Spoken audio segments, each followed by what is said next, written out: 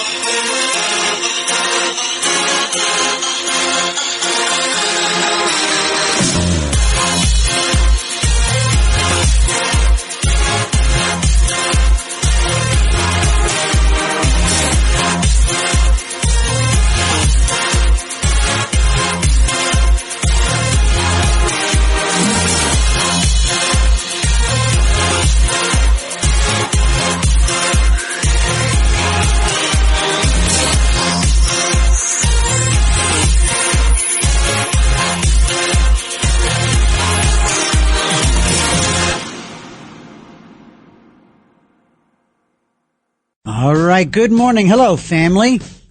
It is me. It's TJ here on Another Side of Midnight. Here on the Red Apple Audio Networks all around the country and the world. And it is 7 minutes past the hour. Absolutely. Me and Bill. And Yuri. The road has got me hypnotized, and I'm spinning to a new sunrise. When I get lonely and I'm sure I've had enough, she sends a comfort coming in from above, but I don't need no letter at all. We've got the thing that's called red-eye love. We've got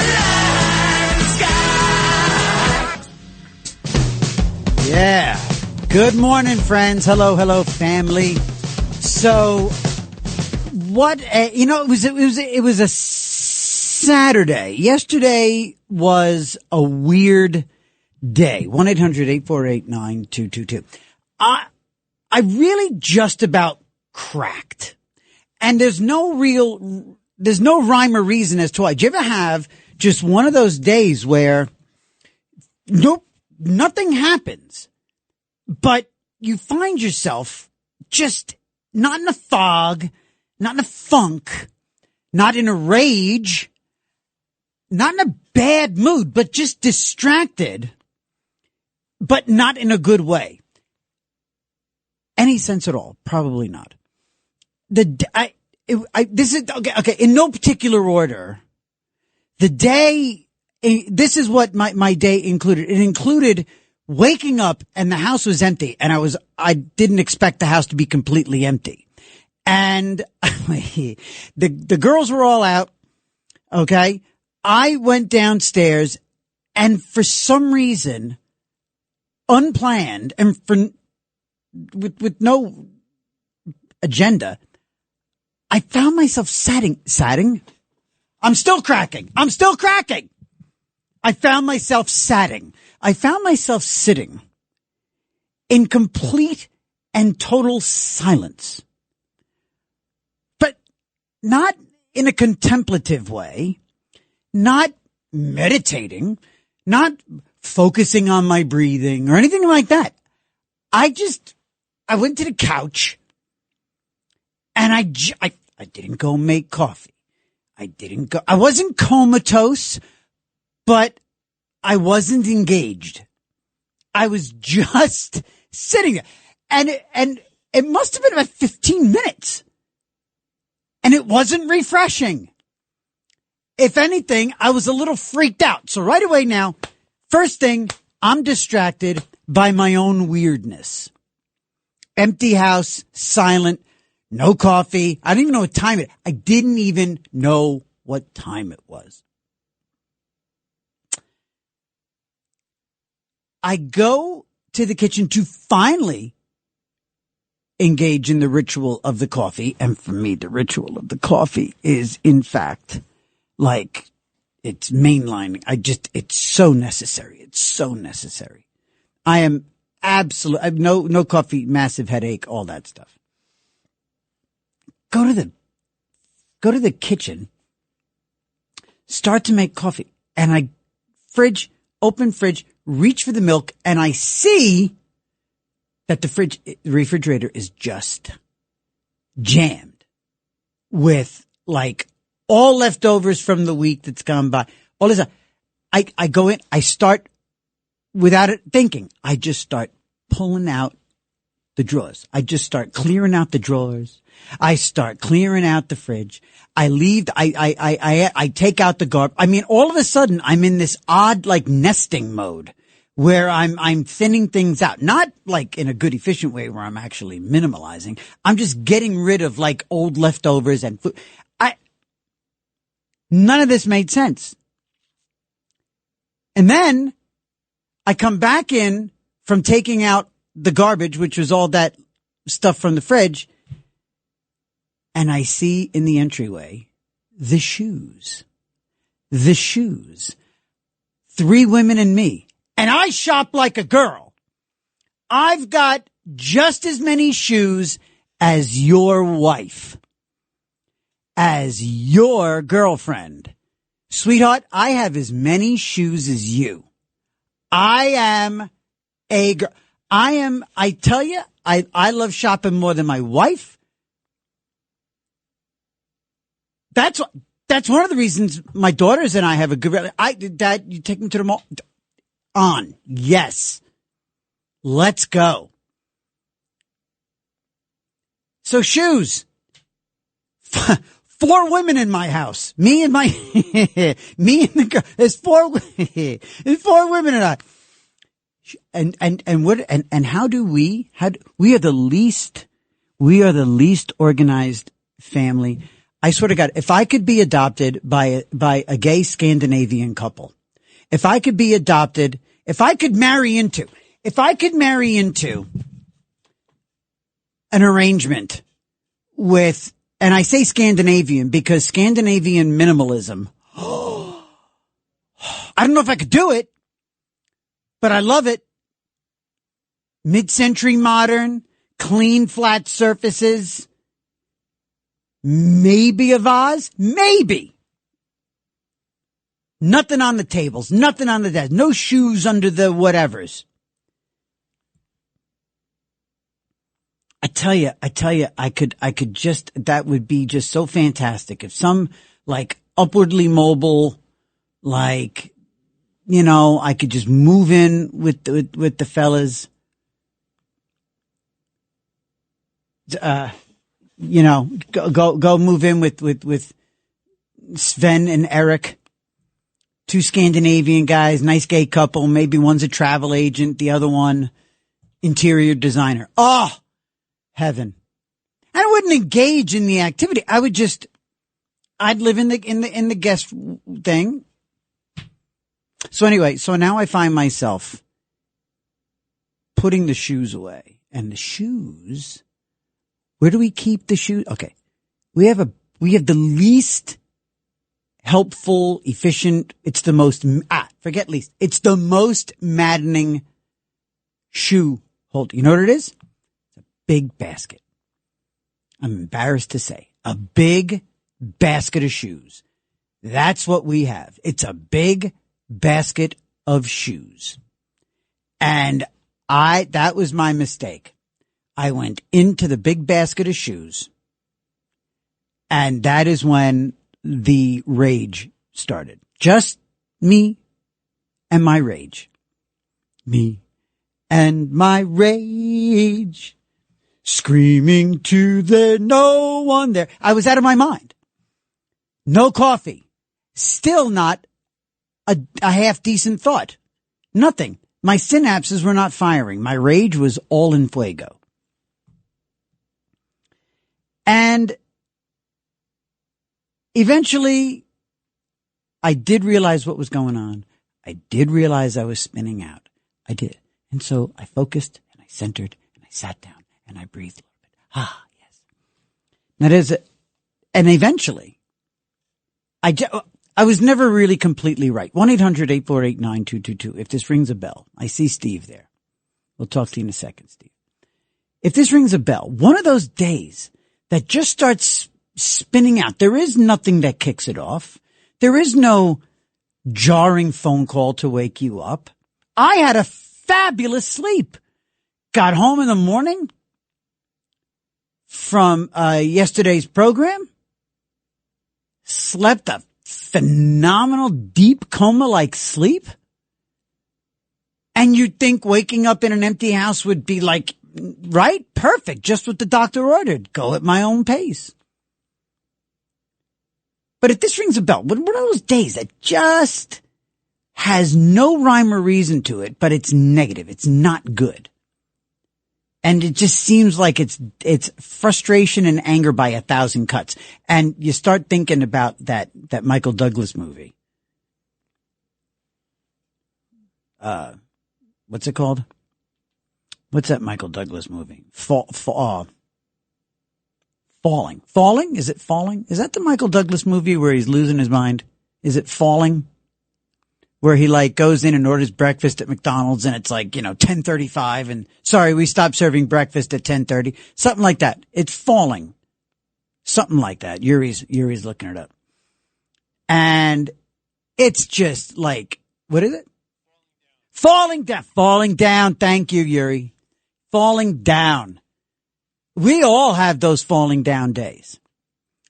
And the key is recognizing that you're falling down. You can't be, unlike John Fetterman, God bless the senator, who didn't quite realize that he was falling down. You gotta get a grip when you're having one of those falling down days. So, I kinda righted the ship, got the coffee. I walked away. I took care of the shoe basket, the shoes. I took care of the shoes, put them into some sort of order in the hall closet. saw that it was kind of like the Lord creating the earth. I turned around, I saw the shoes were away, I saw that it was a good thing. And I rested. And finally made my coffee. But while the rest of the day went on, and the girls came home, and I was happy to see them, and they made me laugh, and I love my wife, and she's beautiful, and that's always a good thing. It's kind of like getting flowers. When my daughters and my wife come home, it's kind of like I feel like somebody's given me a gift, and I'm not waxing poetic. I really do. It feels like Christmas. Every time they come home, I feel like because there's always something new. There's always a funny line. There's always an interesting story. It's magic, my three girls. And today, yes, it buoyed me, but I was never completely right. And and it reminded me, by the way, of a story that I saw in the New York Post back, I think it was as far back, what was it, Thursday? Yeah, Thursday. It was a story about this dad, probably in Florida. I'm going to Florida. Yeah. A father allegedly jumped out of the driver's seat of his family vehicle on a Florida highway, leaving his wife and 3 kids behind inside the moving car in a chaotic scene sparked by an alleged domestic violence incident, according to authorities. Police received a 911 call on Tuesday from a child who said her parent, now this is really sad, who said her parents, later identified as Heather and Albert Searcy, were fighting while driving down Highway 79. Highway 79. Driving down Highway, that's the title of the movie right there. Cops responded to the scene and located the vehicle, activating emergency sign. The car continued driving northbound before Albert opened the door and jumped out of the moving vehicle. Heather then crawled to the center console and stopped the vehicle. After making contact with the family, deputies saw signs that the family matriarch had been involved in a physical altercation with the road.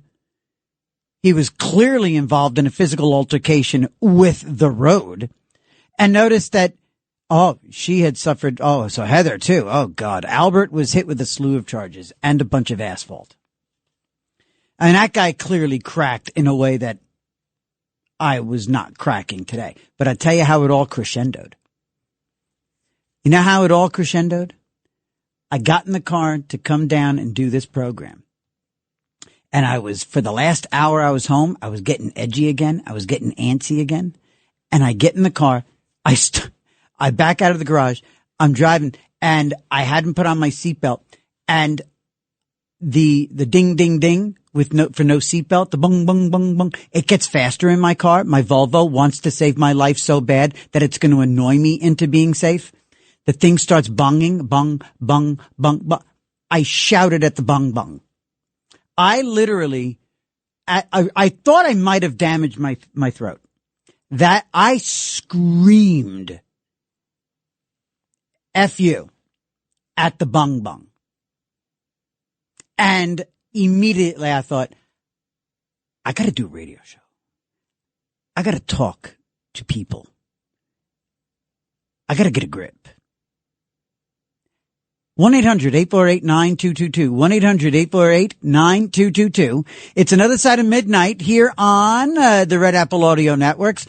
I am TJ McCormick. I am just barely sane. How about you? Give a call. 1-800-848-9222. Plenty to talk about. We got Alan Karras coming up. Have some great commentary. We're going to talk to Asaf Romarowski about the Middle East. And I've got a really interesting guest for the last hour of the show. Going to talk about his new TV program. It's going to teach people how to take care of their money. Very interesting stuff. It's another side of midnight. We'll be right back. All night long. This is Another Side of Midnight with TJ McCormack. 77 WABC.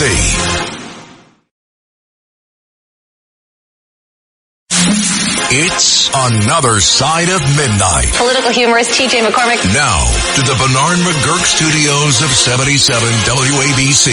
Here's TJ McCormack.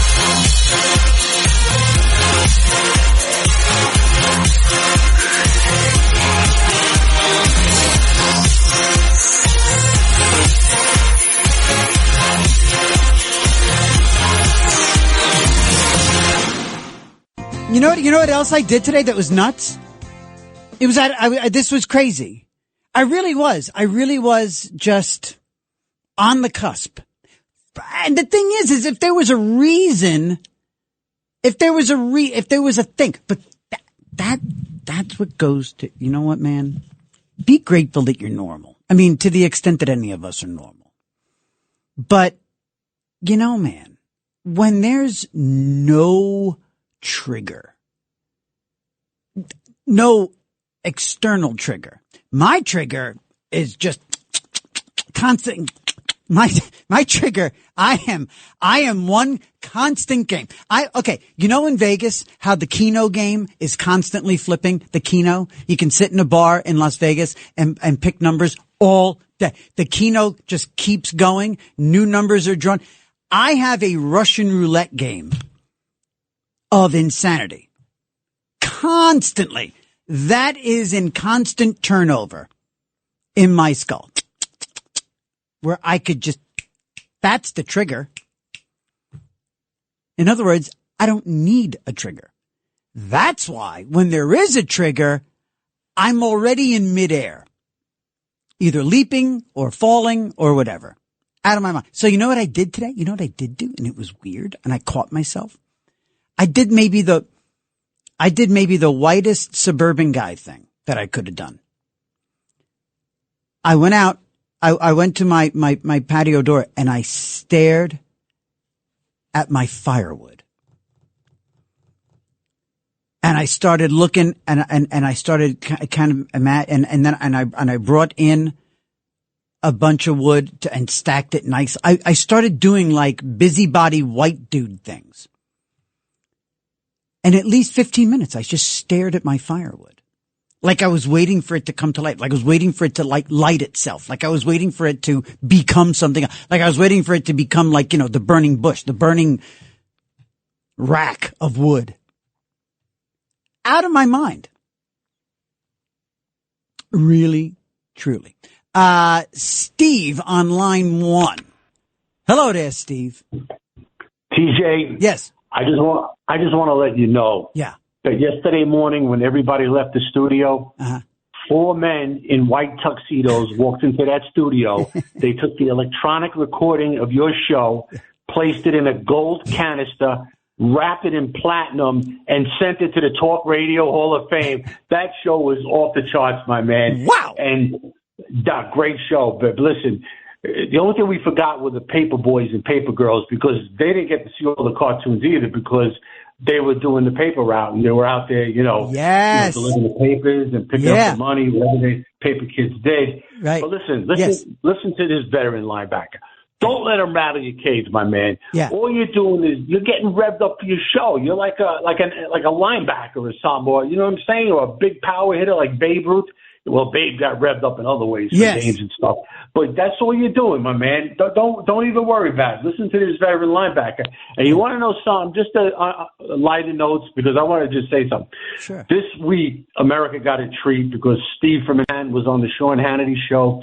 And when Sean found out that I was on the line, well, it got back to me. He was running around the studio either screaming or singing, "Happy Days Are Here Again." Now, I haven't been on his show in a long time, and there was some very funny calls. One call where the guy couldn't do the news. Bruce Anderson was laughing so hard. But I just want to let you know, we had something called GAS, which means Get at Steve.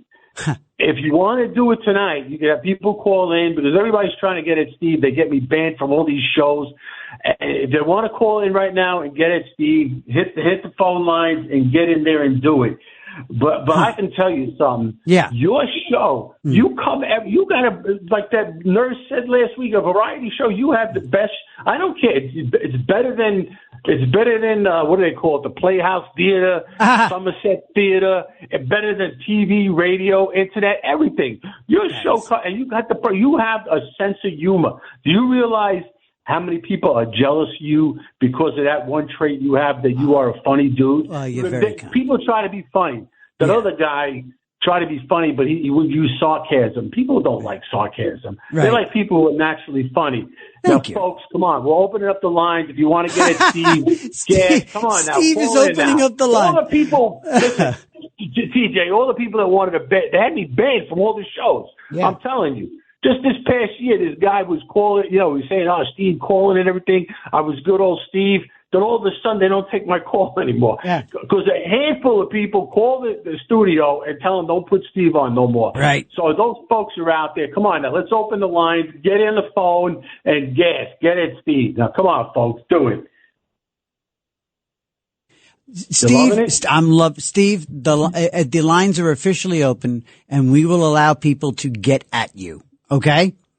Yes. Dude, thank you so much. Thank you for your kind words, too. I do appreciate it. Sometimes the funny is buried under a whole bunch of angst, but, they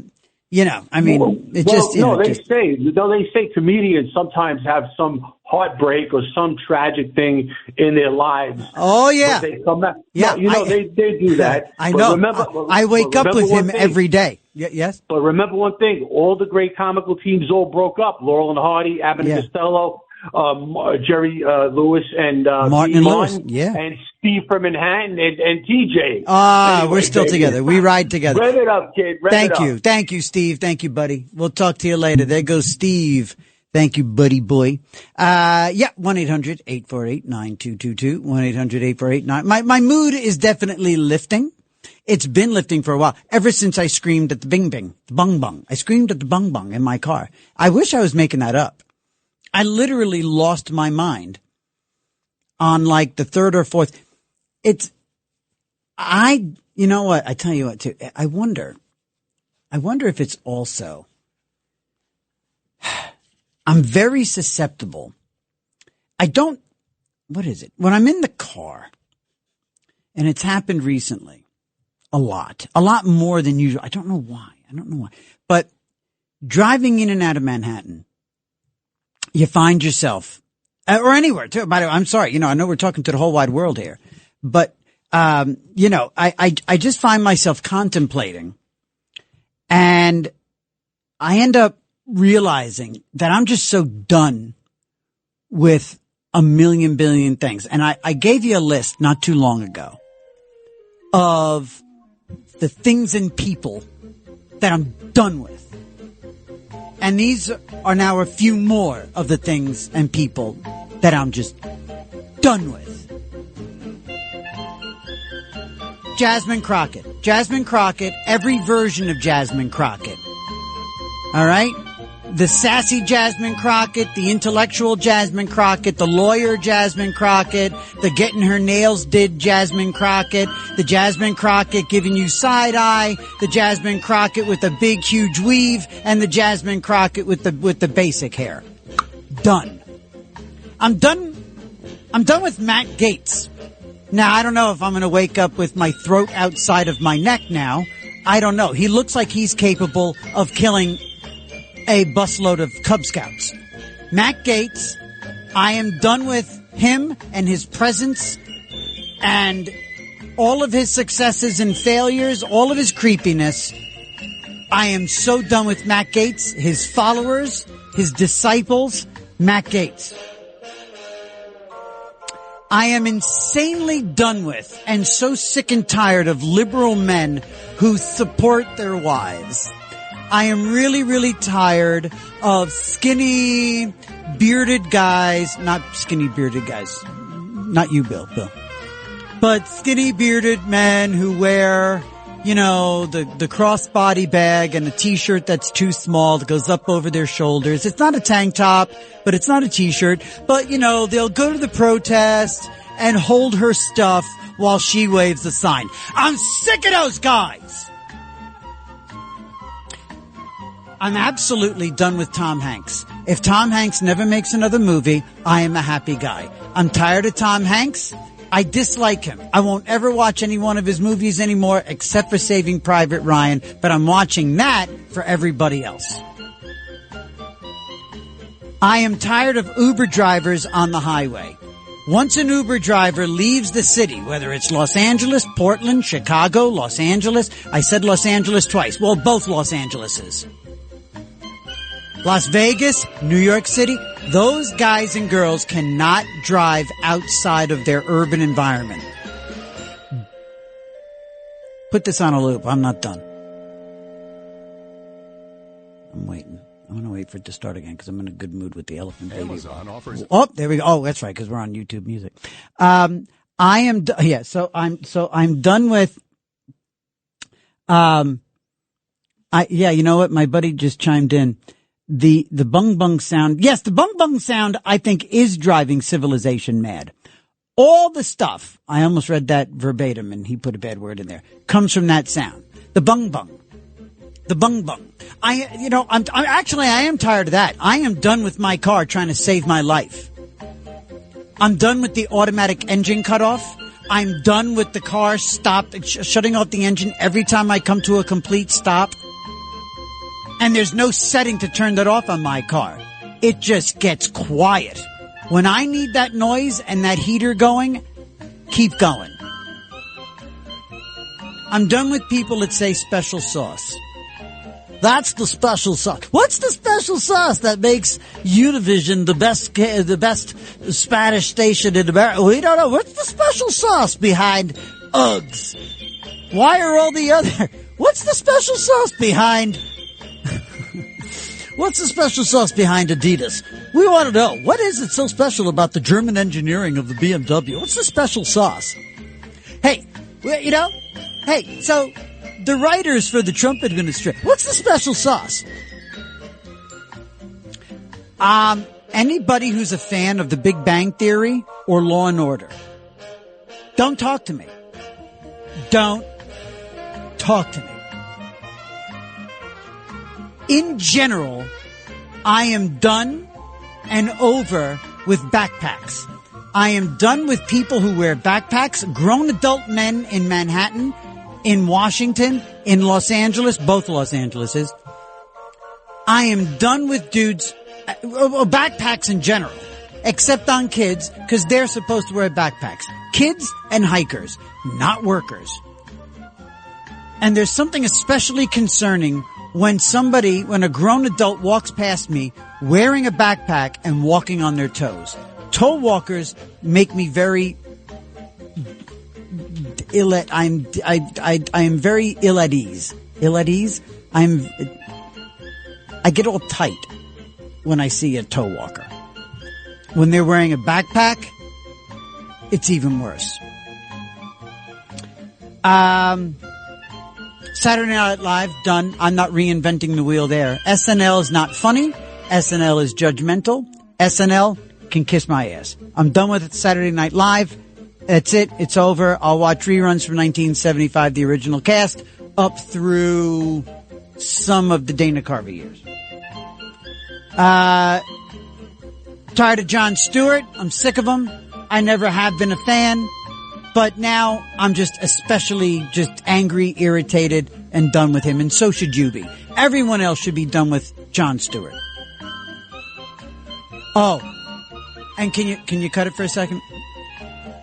And every woman, because it's mainly women, every woman on the planet in the English-speaking world who says this word this way, I am officially, no matter how good-looking you are, no matter how smart you are, no matter the role you play in society, you could be a nun, you could be a special education teacher, you could be an operating room nurse. You could be a NICU emergency nurse who saves babies every 10 minutes.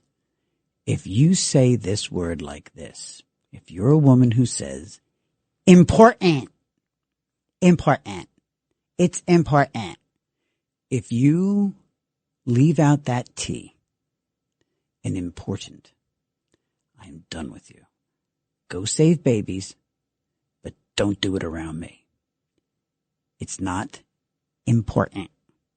Stop. And Eric Swalwell and J.D. Pritzker. Thank you very much. That's who I'm done with.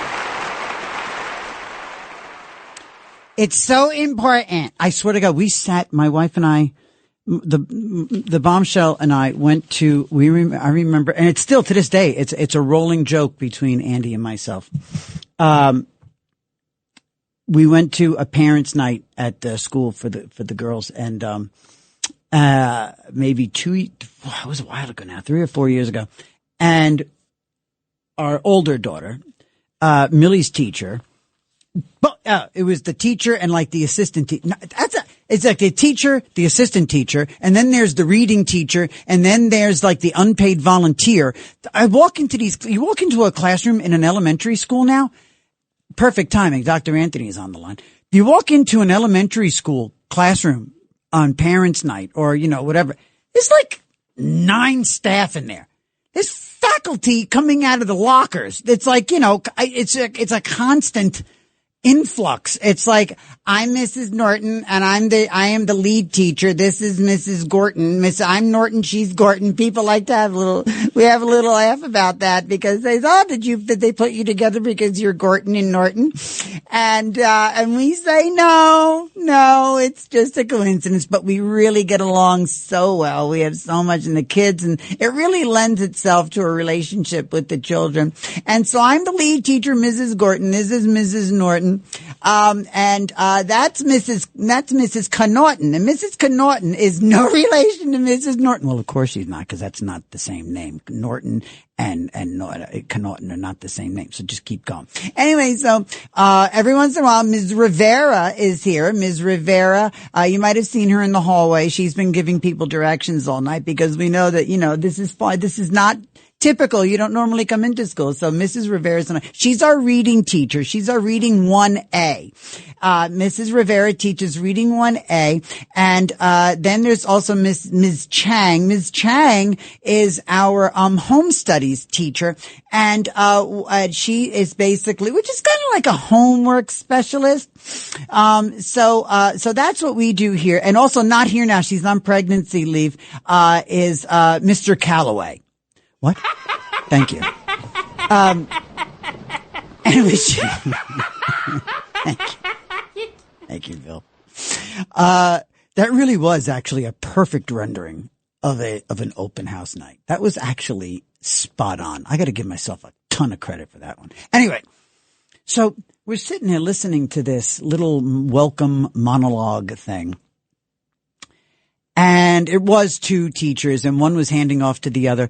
And the first one is talking and she says, we don't like to load them down with too much homework in 7th grade. And because we really think it's important that they, have, time at home with family. School is for school and we'll give them some homework because it is important that they learn how to continue their studies at home. And just as importantly, and I'm like, is this actually a teacher who teaches Millie like diction and enunciation? And oh my God. And she then tossed it. And now I'm going to ask Mrs. Norton to please just give a little window into what she does. Okay, Caroline? And she comes over and she goes, my background is mainly in history and social studies, but we don't teach that separately at this level here in the middle school, in the intermediate school. So, but I do find it very, very important that the children do get a good background in history, but light. We don't really go into the Revolutionary War. We just talk about America in general because it is important that and I was like, oh my gosh, you just said important too. And so it goes. So I'm done with them. And it's beyond me. Whatever. School these days is just, and now both my daughters are in high school and Millie, again, my oldest is my MAGA. This girl, she's the one, my daughter founded her own chapter of Turning Point USA. I think I've mentioned that before on the show. And Millie, I mean, when she says the word liberal, I mean, oh my God, it's something to behold. When she lets that roll right off of her conservative tongue. I love it. Let's get over to Dr. Anthony, line 1. Dr. Anthony, good morning, sir. Good morning, my man. Who's your biggest fan? You and Melissa. Melissa. I'm just going to lean into Melissa. Oh, you forgot about me? Well, no, I said you and Melissa, but I'm more concerned about Melissa. Anyway, she's not talking to you because you're not playing the king. She doesn't hear Elvis, and she's very upset with you. All right, okay. Well, you know what? I do like a dominant woman, and so please tell her that I offer my apologies, and we will play Elvis coming back from right now. We will play Elvis right now for Melissa. Because you know what?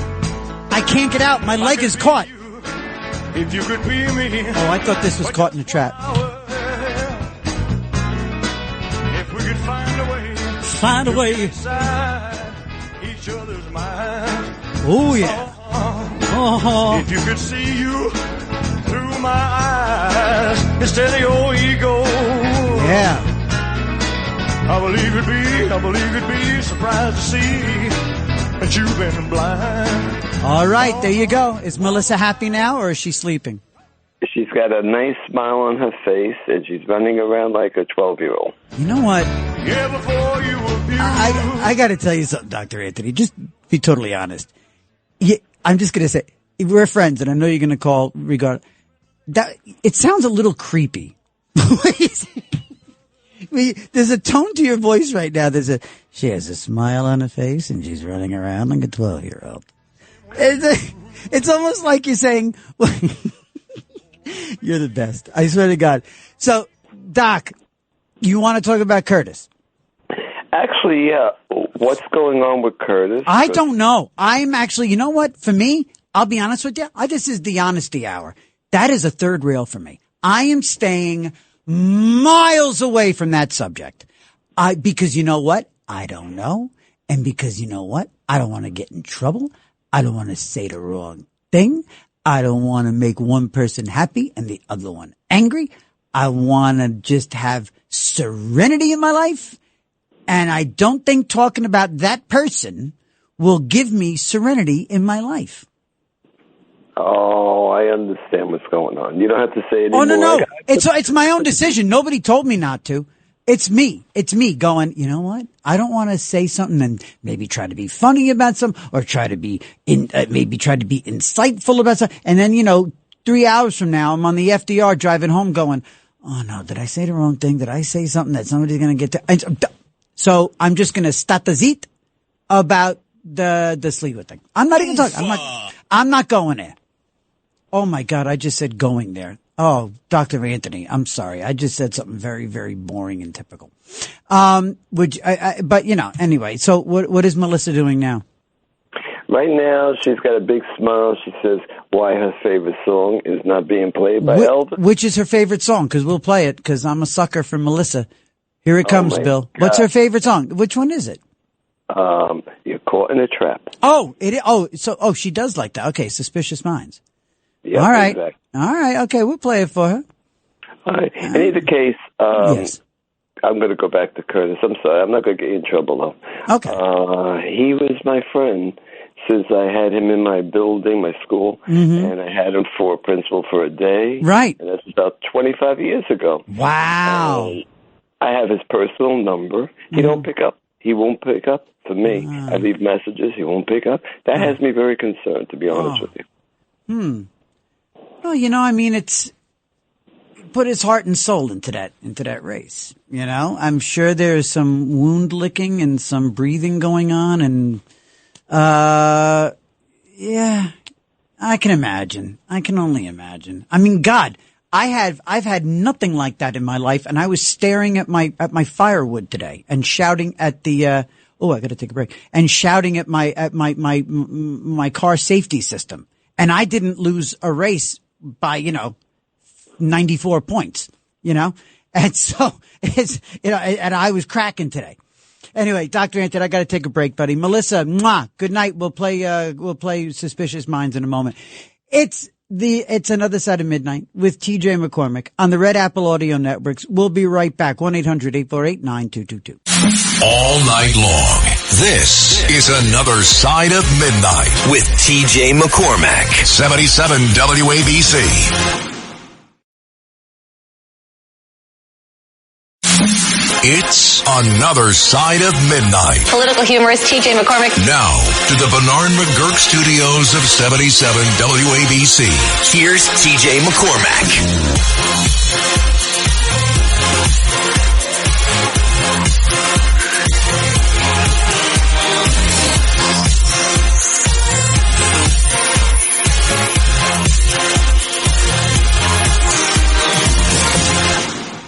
Thank you, Bill. And Yuri, thank you so much, fellas. Good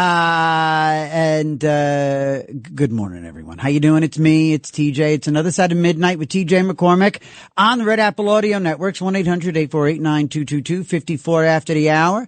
And I just had a thought. And something occurred to me. And first of all, thank you, Marianne. Marianne chimed in, over there on Twitter, at TJ McCormick, and said something it was lovely that she chimed in with this because, she's damn straight. She's right. She says, it sounds like you might have just been overtired and everything that usually bothers you 100 times more.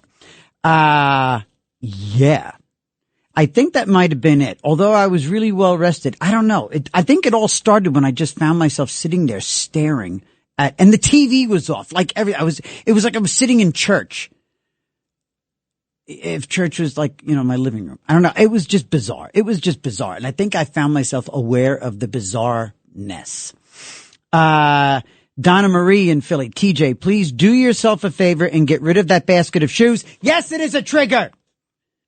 I love the visual of your family coming home and it feels like Christmas Day. Now that is, you tapped into it. God, we are a family. We are a family. That is true because it did happen today. It was fleeting, but it did happen. When the girls came home, it did lift me. And so I've got an idea in the next hour. Because when those girls come home, it is like a brand new greatest moment in my life. Trixie cracks me up, makes me proud. Millie impresses me. There's always something that Millie says that impresses me. And my wife reminds me that I'm the luckiest guy in the world. My wife saved my life and is still with me through all of my insanity. My wife reminds me that I'm worth it. So when they come home, it's like I get, and when you say, the greatest moments of my life, when the girls are born, the day I was married, the time I worked in Las Vegas, Caesar's Palace. When they come home, when I see them individually, like I said, it's like Christmas morning. It really is another greatest moment in my life. The latest greatest moment in my life. So as the show goes on, as a constant topic, give me a great moment that you lived through. Give me a great, amazing, spectacular moment. One that caught you by surprise, one that you aimed for, one that you earned, one that you found yourself in. 1-800-848-9222. Tom in New Jersey. Let's get to you, Tom. What's your what's cooking here, buddy? Okay, when you were goofing on that person that said the word important. Important. Yeah, it reminded me of something. Now, did you ever hear the phrase people use, bought and paid for? Yes. That is the dumbest one I ever heard. If you bought something, you paid for it. If you paid for it, you bought it. Right. I would love for these people to come to my store. They would pay for things twice. Bought and paid for. Yeah, did you ever? I mean, think before you talk, but that doesn't happen. And also common sense, it's not that common anymore. No, it's not. And you know what? Here's another one. A bunch of dummies running around. Tom, here's another one for you, buddy. And thank you for calling. Stay with me. Here's another one that I heard one time on talk radio, because I've been a talk radio listener my entire life. This lady, I remember one time she called a radio show and she kept, instead of saying whatsoever, she kept saying, what so have you? And I had never heard, and that has stuck with me forever and ever. And she said, there was no way what so have you that I was going to give this guy $50 to clean my gutters. She said, that pizza was good, but there is no way that I'm going to pay what so have you that I would pay that kind of what so have you instead of whatsoever. All right, gang. It is the top of the hour. We're going into the next hour. We're going to hear from Asaf Romarowski. We're going to hear from him. He is the executive director of Scholars for Peace in the Middle East. It's Another Side of Midnight. It's Another Side of Midnight. 77 WABC. This is Another Side of Midnight with TJ McCormack. Now to the Bernard McGurk studios of 77 WABC. Here's TJ McCormack.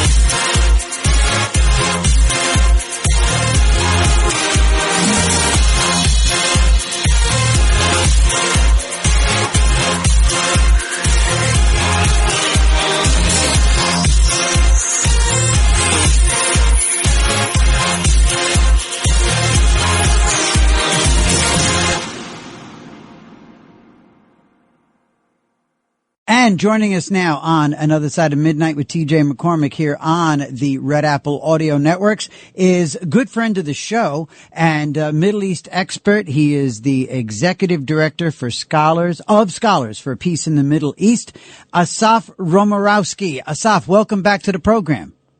Thank you for having me. Always a pleasure to be here. Really great stuff. You've been a resource for some time for me since I started here on Another Side of Midnight, and I've always been grateful for your input and your expertise when it comes to the Middle East, when it comes to Israel and it defending itself and fighting for its life. And so much has transpired since the last time we spoke. Since we spoke, well, now we're into a ceasefire that hopefully is leading to a peace deal.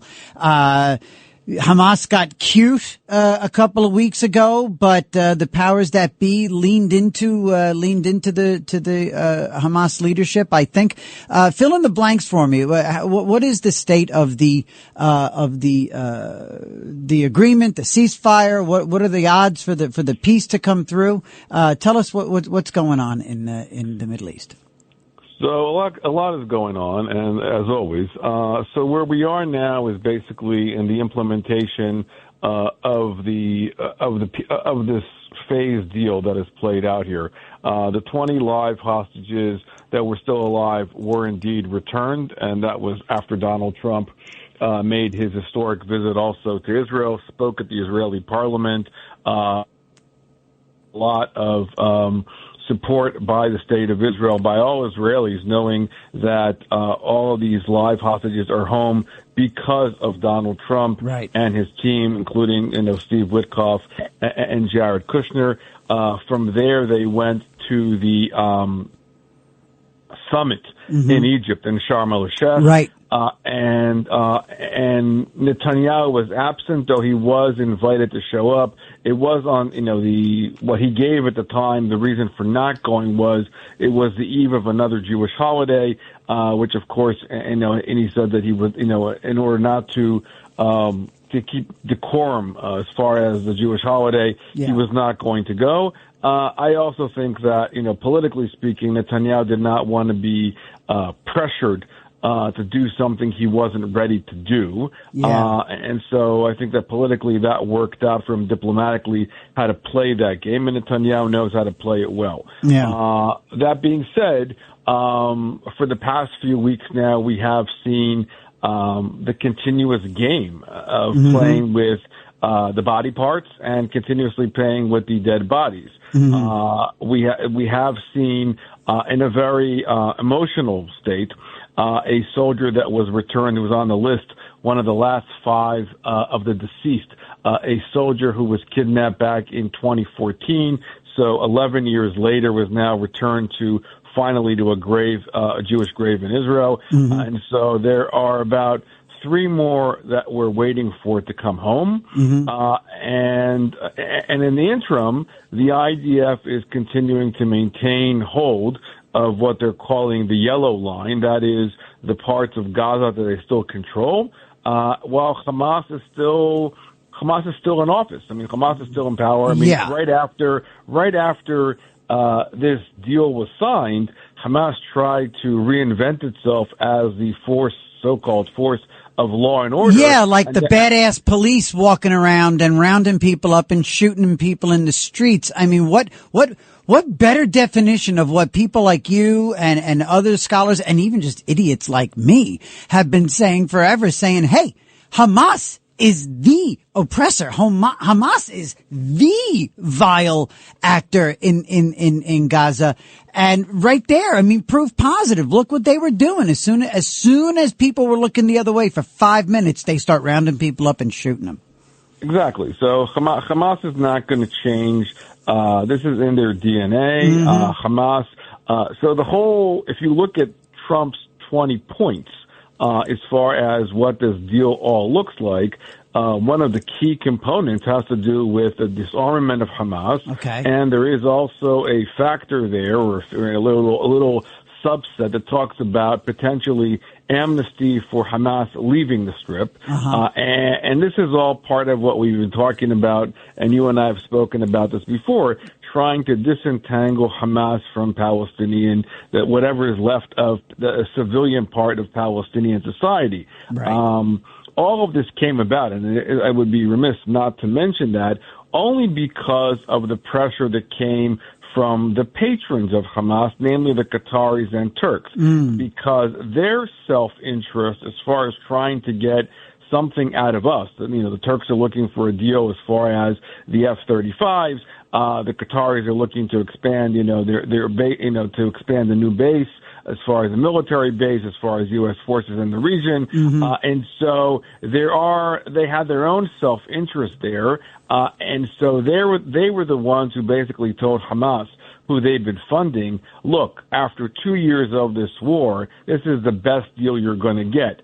But to assume, I mean, again, that Hamas is going to follow through on anything and is going to go quietly into the night, I don't think it is really feasible or realistic for that matter. I do think that potentially what we are going to see, and that's part of what, Julani Ashara, who was now, the terrorist who reinvented himself as the leader of Syria, who is now recently in Washington. Right. There is attempts to try to expand the Abraham Accords that Trump started during his first term in office. That being said, I think that those are potentially areas. Again, Saudi Arabia, Indonesia is making comments about joining the Accords. I think that there is a better chance of regional actors who will join on a larger level, who understand what Israel is doing. Mm-hmm. On the Gaza front, I am very skeptical that is going to end. And the fact of the matter is, as you can see from the reality on the ground, the IDF can't leave Gaza. There's no alternative to that. Hamas is not going to accept any kind of external forces, a la people like Tony Blair and others coming in. Right. And how is the IDF and how is the government of Israel going to ensure or tell their citizens, in the South that it is safe to live and go back there if they can't guarantee their safety after 10/7? And I think that that's part of the biggest conundrums that we're still seeing that the Israeli population, the Israeli government is dealing with. Wow. We're talking to Asaf Romorowski. He is the executive director of Scholars for Peace in the Middle East. We're talking about what's been going down in Israel and in Gaza in the last couple of months since last we spoke. Another development since last time you were on Another Side of Midnight, and everybody 1-800-848-9222. Is the new mayor of New York City, the mayor-elect rather, Zohran Mamdani. And Mamdani, look, when it comes to his politics, when it comes to his socialism, when it comes to his government programs, those things are going to hit brick walls. He's not going to be able to fund this. He's not going to be able to freeze that. He's not going to be able to just hand out boom, boom, boom. But what really disturbs me is the hate. It's the anti-Semitism. It is clearly his anti-Israel, anti-Jewish DNA. Tell me, what are your thoughts about this coming Mamdani administration? Look, I'm as concerned as you are. I mean, I think it's beyond troubling, to say the least, that 3 decades after 9/11, New York City has decided to elect a Muslim anti-Semite socialist. Mm-hmm. I mean, I think that, but again, if you look at his generation, he is 34 years old, so I don't think he obviously clearly does not remember 9/11. Nope. And here you have this growth of urban socialism. Mm-hmm. If you look at the exit polls, the people who voted for Mamdani are overeducated, and unemployed, living in their parents' basements in Park Slope and other places. Yep. And these are the kids that, who were part of the encampments, on New York campuses, NYU, Columbia, in particular. And, this is, we know, and this is, again, I think, another telling and a very concerning factor that words have consequences. Yeah. The fact that he was never able to condemn, globalizing intifada, and the fact that he himself was a member of the Students for Justice in Palestine, the largest Hamas affiliate student group on American college campuses, when he was a student, is very telling. I mean, I think that there is, the people who voted for him are, whether it's a feature of ignorance or stupidity, but financially, I don't think this is, going to work for New York City, one of the largest cities in the United States, where Wall Street is there, and the financial community, Wall Street is not talking to Mamdani. Right. So, what is going to happen to New York City? I do think that the silver lining lies within. Hochul is up for elections, and I think that she's going to get a serious run for her money, with Elise Stefanik running against her. But even Hochul, will not let anything that Mamdani's putting forth, economically speaking, fly in Albany. Right. She already said that as far as the free buses and everything else. But it sounds trendy enough. You're living in your parents' basement and you think everything is free.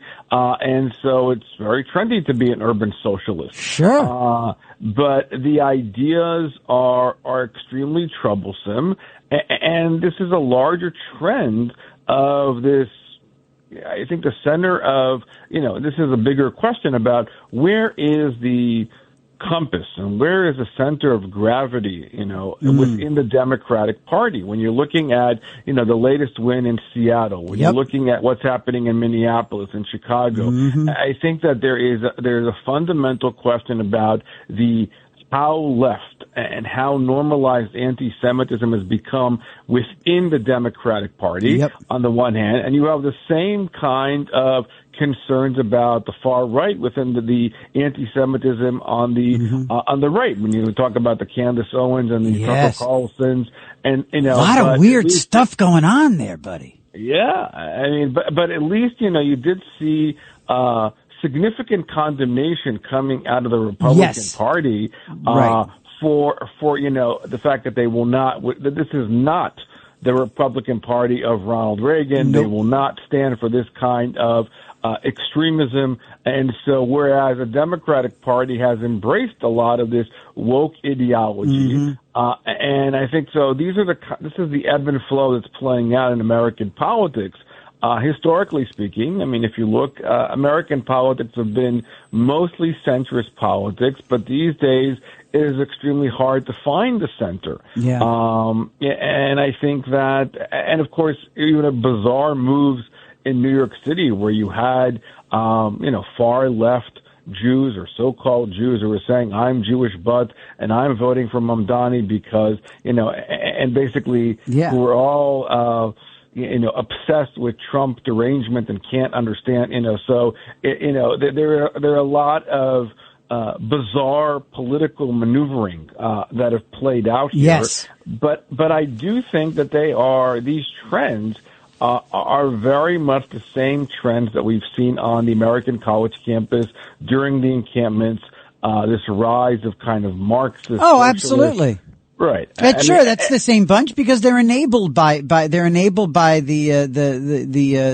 powers that be, whether it's the officials on their campuses who are weak or agree and just they're allowed to terrorize Jewish students on the campuses, or it's the elected officials who are weak in the streets and allow this hate to proliferate on the streets surrounding the campuses.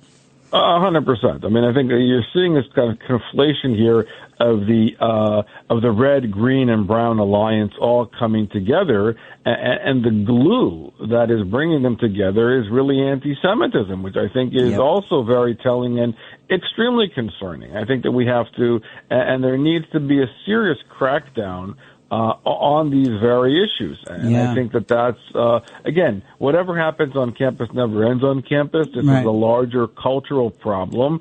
And I think that there's also a level of ignorance of what Mamdani is putting forth. This is not America. This is not what America was built on. It's London. It's London 15 years ago. It's, what I mean? Everybody just needs to take a look over there, see what's going on. I'm there 2 or 3 times a year in the UK, and it is not comfortable. Okay. And I'm not Jewish. I can only imagine what it's like in Golders Green and in other parts of London. And I know I have really good friends in a small but very tight Jewish community in Liverpool, in the northwest of the UK. And they are all shocked at themselves how much they embrace Trump. They would say to me, I can't believe that I love this guy, but it's all it's all coming from, and then you see what happened in Manchester, my God, that almost got past me just now. We're talking to Asaf Romarowski, Executive Director for Scholars for Peace in the Middle East, here on Another Side of Midnight. And finally, just to wrap this up and bring it all the way around, Asaf, the other development since last we spoke is your book. Damn it, you wrote a book. You've got your book is October 7th, the wars over words and deeds. Tell us about this book, October 7th. Tell us about it and where can people find it? Sure. So you can find it on Amazon. It just came out on October 28th. This is an edited volume that I did with a colleague of mine, Donna Devine, who was a professor emeritus at Smith College. And what we did in this project here was basically detail all the failures that we've observed since 10/7. In particular, related to our conversation now, we have an entire section devoted to campus politics. And one of the chapters that I co-wrote, was about the political economics of anti-Semitism and really tracking all the money.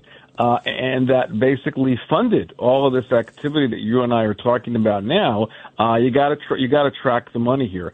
And it's no surprise that the same people who funded the encampment are the same people who are funding these political campaigns, who are supporting Mamdani and AOC and Ilhan Omar. And so the entire economic enterprise of these monies, and it's not only Middle Eastern money. We're talking about CCP money. We're talking about Russian money, who are going and basically with a clear intent and goal of trying to turn America on its head. To your earlier point, I mean, this is exactly what we've been seeing in Europe. In many ways, I would argue, and I 100% agree with you, that what we saw in the Labor Party is a mirror to what's been happening in the Democratic Party. It's kind of Corbynization of the Democratic Party at large. And so you got to track the money. I mean, these monies have nefarious ties, and they are trying to buy influence and power, and to win the hearts and minds of American society and turn it on its head. Another thing we've done in the book is also, of course, dissect a lot of the allegations and these, the stupidity that was embraced by, as far as allegations when it comes to the numbers, as far as what took place in Gaza, the accusations of genocide and apartheid. Looking at the true actual nature of what is Hamas and what Hamas actually stands for. It is not a group of freedom fighters. I mean, this is, we need to understand the nature of the Muslim Brotherhood and its threat, not only in the Middle East, but its threat to the West and how it's been able to infiltrate into American and European societies.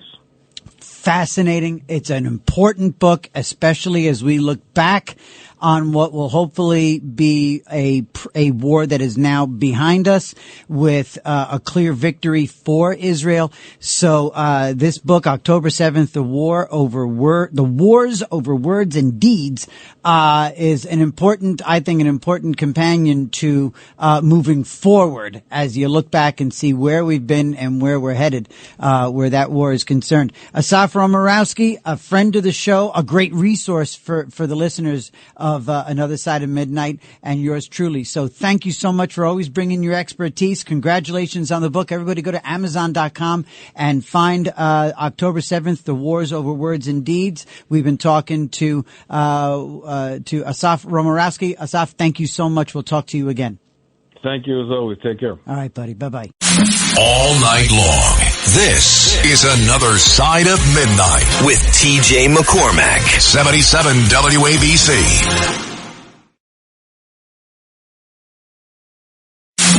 It's Another Side of Midnight. Political humorist TJ McCormack. Now to the Bernard McGurk studios of 77 WABC.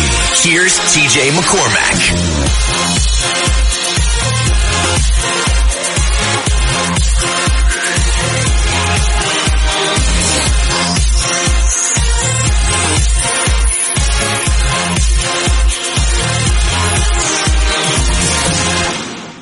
Yeah, good morning.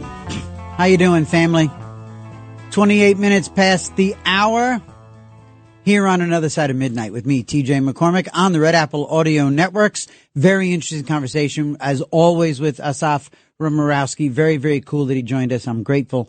Yeah, it's good. He's a really, really smart, contemplative guy. Just doesn't jump, fly off the handle. He's very, very, straightforward, and you feel like you're really getting a solid assessment of what's happening over there. So very, very cool, and we'll always have Asaf at our fingertips there. He's always just a phone call away. So very cool. Welcome back, and we've got a couple of people on the line, so we'll make sure we get to their phones in a minute. And where we left off before Asaf. And I guess it was certainly because I was just like, I just wanted to make sure everybody, that we got a little positive vibe going. Again, it occurred to me as I was sort of coming out of that vortex of funk that I was in, right up until I left to come to the show, last night. It did occur to me that life does have some really funky moments, but there are the spectacular ones. And I'm just wondering, and again, I'm very, very self-aware if I'm throwing something out there that sounds like a trite talk radio thing, but this I'm genuinely curious.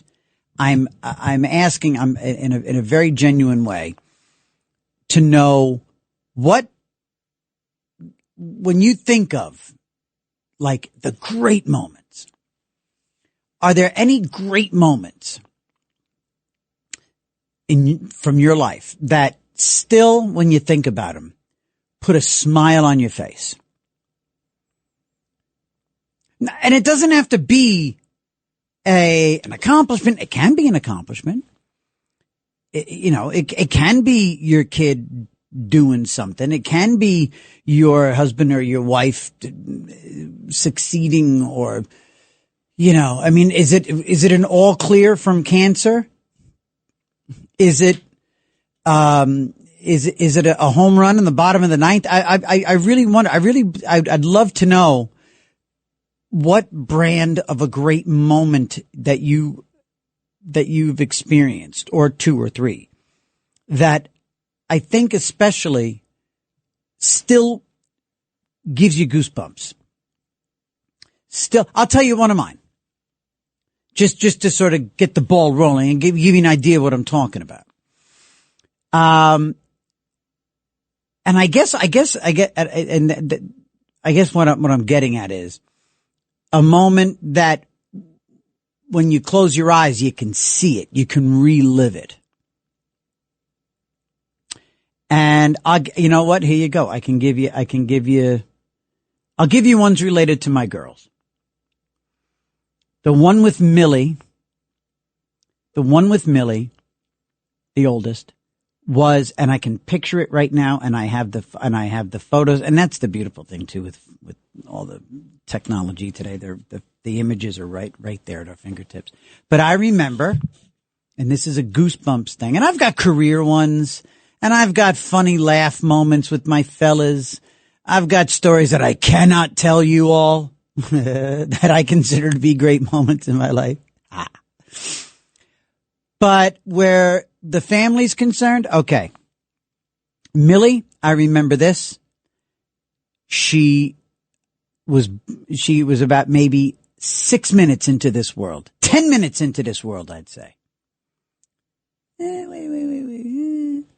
You know what? I want to be as accurate as possible. Let's go 15. 15 minutes into this world. And Andy was still in the delivery room. The nurse took Millie out to a secondary, like, side room to clean her up. Put her on a little side, like a table, a safe table with like, raised little panels around it. And there were windows with Venetian blinds, and they were slightly open. And the nurse said, "Okay, Dad, I'm going to just leave you two. I'll be right back." And there I am, I think 40, like 39 going on 40, 40 going on 41, 39 going on 40, am I? No, 40 going on 41. And sober for 3 years. And standing there in this little side room at Cedars-Sinai Hospital in Beverly Hills. And I'm face to face with my human. And she looks just like me. And on the advice from a friend of mine in Alcoholics Anonymous, a guy who actually I don't like particularly. I really don't like this guy very much at all. He's an egomaniac. He's a narcissist. But he did give me lovely advice. He said, when your baby is born, make sure you verbally say out loud to that little person, "I love you and I will always, always protect you. I will always do my best to take care of you." Say it out loud. It was nice. And I did. And I had this little conversation. And as I'm talking to this little human conversation, I had this little monologue. And as I'm looking at her and talking to her, she's just sort of gesticulating and doing the arms thing and not crying, quiet, almost like she was listening to me. And then at that point, I just sort of look over towards the open Venetian blinds, and sure enough, there's my mom, and there's Andy's mom and dad who had been in from England. All three of them were there. My mom came in from New York, and my dad was to follow the next day. But there they were in the hallway waving and looking at me, talking to Millie. Goosebumps, amazing. That's the kind of thing I'm dying to know. Give me something like that from your life. 1-800-848-9222. 1-800-848-9222. Give me a moment that still resonates with you today, that you can see, that defines you. Again, doesn't have to be like that. Again, could be a home run in the bottom of the ninth. It could be a test that you didn't think you were going to pass. It could be winning a court case. It could be a hysterical, grand laugh that you had with the whole family at a wedding. I don't care.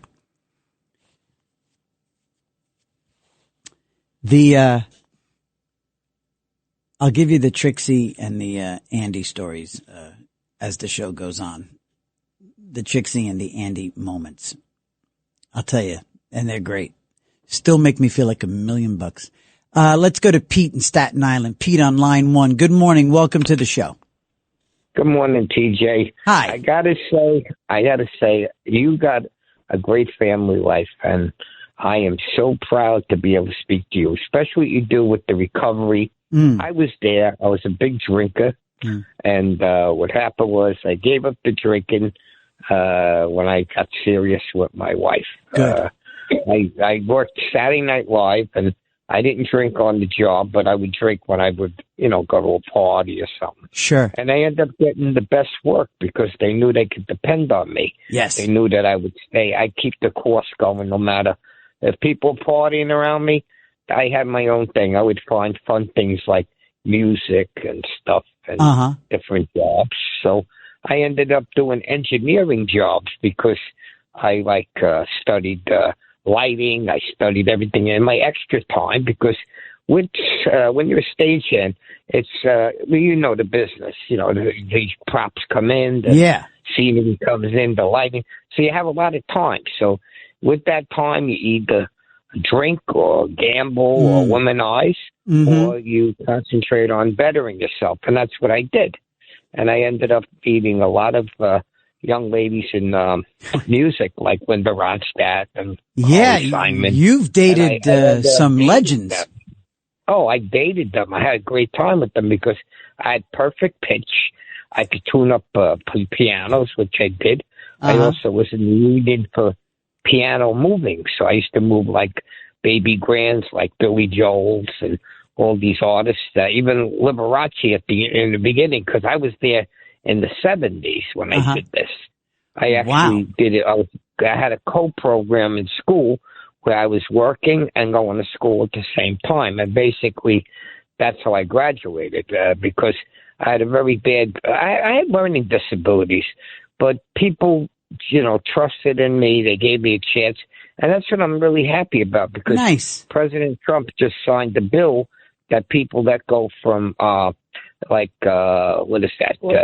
Foster care. Right. There's a lapse in there because my daughter and my wife both worked in this field with children's services, with child abuse and everything. My wife worked for 48 years, but about 18 years doing that. And my daughter went into it. She did 8 years, and now she works for the government. She works under. It's it really is a very common sense, straightforward bill. Or was it an executive order? What was it? What was it that he signed? Executive order. Yeah, I love it. I really smart, really, really, really cool, and it's going to help millions of foster situations. That's really good stuff. Pete, thanks so much for calling in, as always. Let's go to the lovely Agnes in New Jersey. Agnes, good morning. Morning. This is the first time I heard you on the radio. Hi. I'm usually up at night, but I tune in to 77 WABC on my radio. Yes. And my radio is a old-style two-battery radio. Love that. Yeah, anyway, I went to back-to-school night with my daughter, and like you said, there were like 5 different teachers in one science room. Yes. Well, when I taught school for 52 years, wow, in the 3rd grade, and I'm 82 years old, I went with my daughter. I said, can I go with you to back-to-school night? Sure. I was the only older person there, and one of the teachers saw me and pulled up a chair. Well, I didn't need a chair. Everybody else was standing. So anyway, when I had back-to-school night, I was by myself in the room, in the science and art room, and I had a great big tank, and I was going to entertain these 25 parents that sent their kids to me, to the school.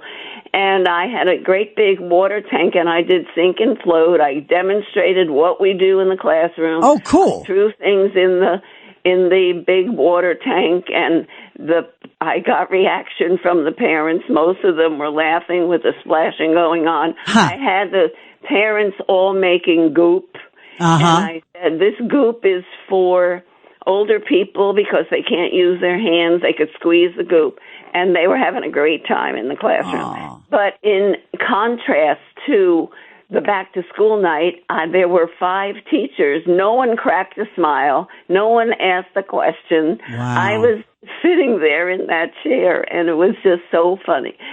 So wow, anyway, that's something else. I know, and talk about family. Yes. My 4 grandchildren came to my little bungalow at the beach, and they wanted to talk to me and visit with me. My husband passed away about a year ago, so their grandfather wasn't there. Sorry. But I paint pictures in my not spare time. I have a lot of spare time. but I paint pictures, and they wanted to paint, so I got out the easels, and I got out the canvases, and they started to paint, and my grandchildren started singing show tunes from Sound of Music, from The King and I, from Singing in the Rain, and Fiddler on the Roof, and I was so entertained. It was so like you watched your new daughter be born. Yes. Well, I was so entertained with these kids that were they were in college. They were college students coming to visit their grandmother in this bungalow. That's and fantastic. It was just so rewarding that I think about it now and you could just cry. Right? Isn't it great when these tangible thoughts continue to warm you? I know. I keep telling everybody they came to visit and they were painting on not only easels, they were painting on the floor and singing all these show tunes. Just like they were still kids. Yes, and what we used to do, in my science class in school. Aww. I mean, they have now these sessions where you could throw paint on the wall. Right. And get all dirty. Well, these grandchildren made my 82 years worthwhile. Agnes, I thank you so much for calling, and make sure you call in again next week. I love hearing from you. Thank you so much, Agnes. Okay. God bless. You're welcome. Bye. Bye now, love. On a transistor 2 battery radio. That is what it's all about. Here's my Trixie. My Trixie is my 14-year-old. And there's a bunch for all of them, of course. But my Trixie memory is it's actually quite recent. And it's a 2-parter. Trixie is both girls are brilliant dancers. And Trixie is a very strong, she's a dancer like an athlete dancer. She's a very strong tap dancer. Like cool tap dance, not, ticka, ticka, ticka, ticka. No. She's like, okay? She's the deal. She's Mrs. Bojangles, my baby girl.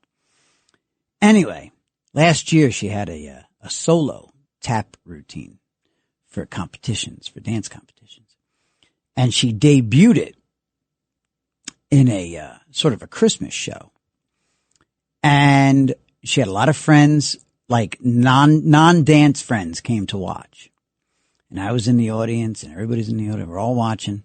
And it was the first time she was doing this in public. And a month later, she was going to start doing it in competitions. She comes out on the stage and it's a beast of a tap number.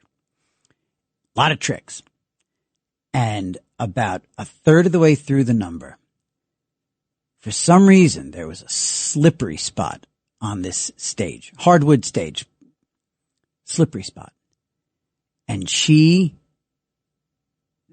basically made a move and slipped. Didn't fall, but you could tell she had it was a very scary moment because when you're moving like that, you could get hurt, obviously.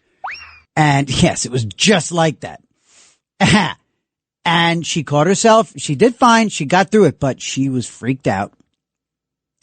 She was nervous coming out of that number. And she was crying and she was upset and she was all this stuff. And about a month and a half later, and for the rest of the year, that kid took that routine and nailed it every single time.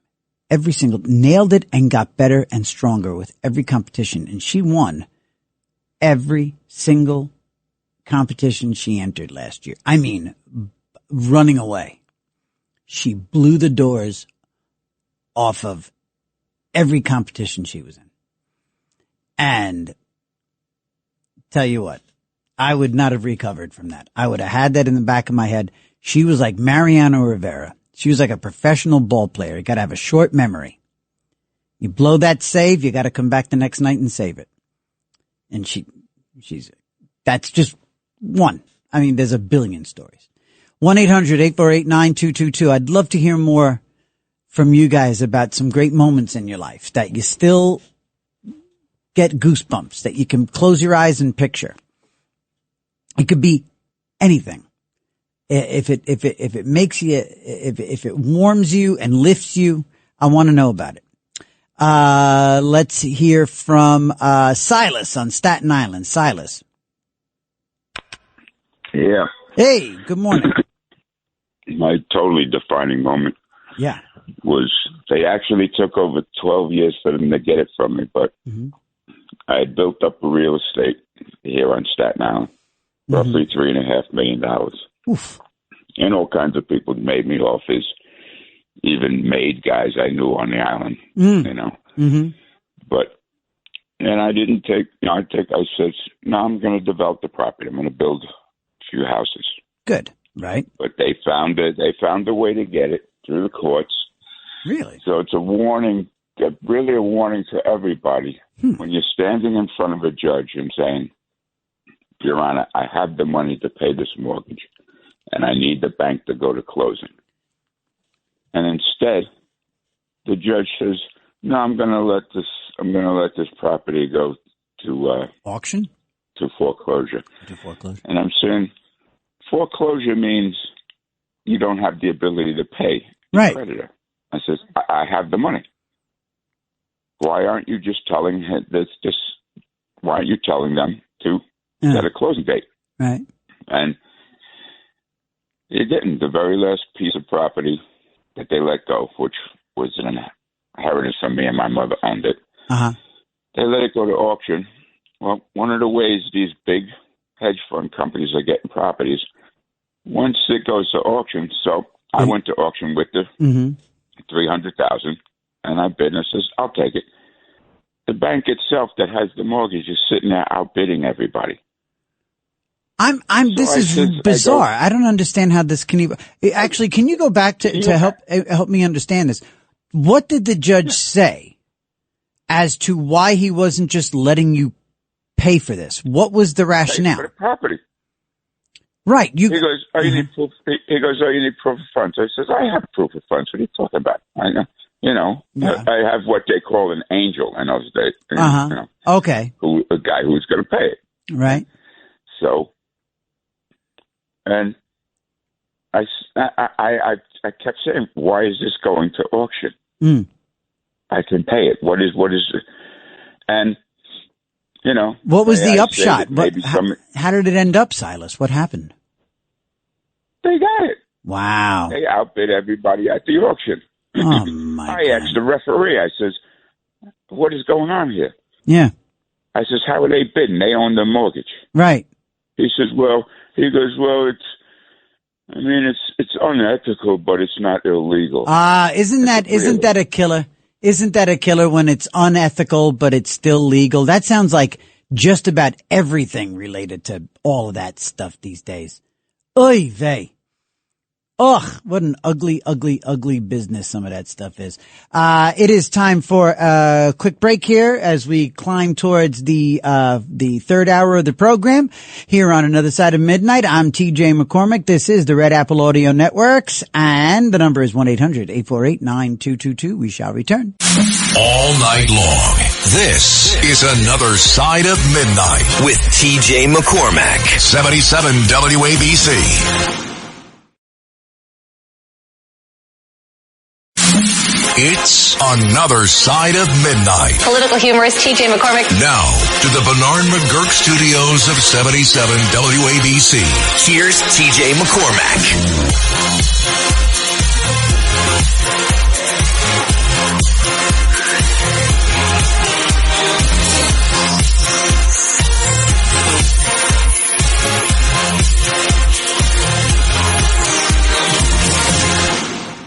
Oh, my Lord. You're going to make me cry, Bill.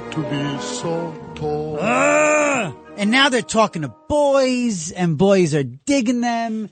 And like I said, this summer there was a first kiss, which, by the way, I love that I know about it.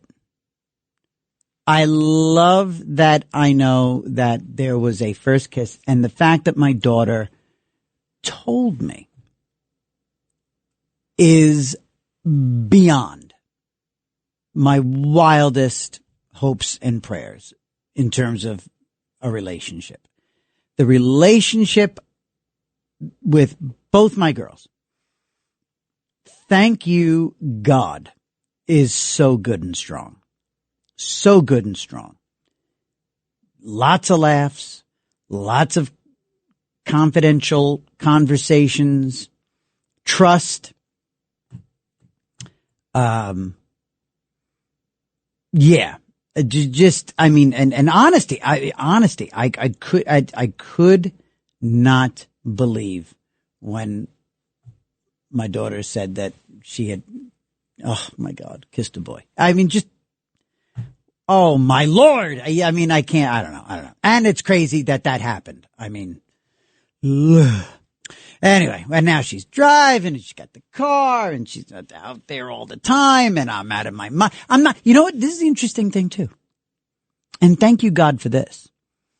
I was just going to say, I'm out of my mind all the time. I'm not. I mean, I relax a hell of a lot more when she gets home. But it's interesting how life gives you these cascading opportunities to let go. You know what I mean? You put them on a school bus. You drop them off at school. You bring them to a birthday party. You bring them to somebody else's house. You you let them go down the slide. I mean, how early, right? What's the earliest letting go? Is it when they go down a slide for the first time? When you let them climb the ladder for a slide? Is that the first one? Is that the first tiny incremental letting go? You know, and then you leave them in a nursery school. You know, you leave them in somebody else's, right? It's nuts. Very quickly, let's get to E. Frank real quick here as we go into the top of the hour. Good morning, E. Yes, good morning, TJ. Hi. Hi. I apologize for what I said yesterday on Lionel's show, but this is your show here, Another Side of Midnight. I'd just like to say, a moment that resonated in my life was this. Yes. A riot that occurred when I graduated from 8th grade. Whoa. Let me tell you, man, that was awful when now it's retired auxiliary bishop Raymond Shepetto of the Diocese of Brooklyn. Mm-hmm. The riot that occurred in 1984 at my 8th grade graduation was the worst thing I have ever been through, but it's one of the best things that now resonates in my life because, when I went to public school for 5 years and then I went to parochial school. Oh, me too. I'm the exact same thing. Go ahead.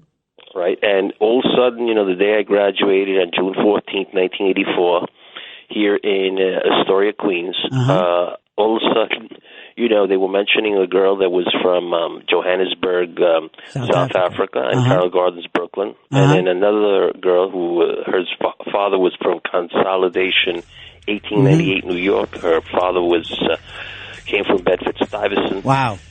Okay, and once they mentioned my profile, where I was baptized at St. Margaret Mary Church in Astoria, they started for some reason saying this guy should not be in this country. Oh my God! Screaming at the priest. E. Frank, you've got these insane stories, these incredible. You have lived a life, E. Frank. You have lived a life. I love when you call us and tell us about this incredible life of yours. Here on Another Side of Midnight with TJ McCormick, we shall return on the Red Apple Audio Networks, 1-800-848-9222. It's Another Side of Midnight, 77 WABC.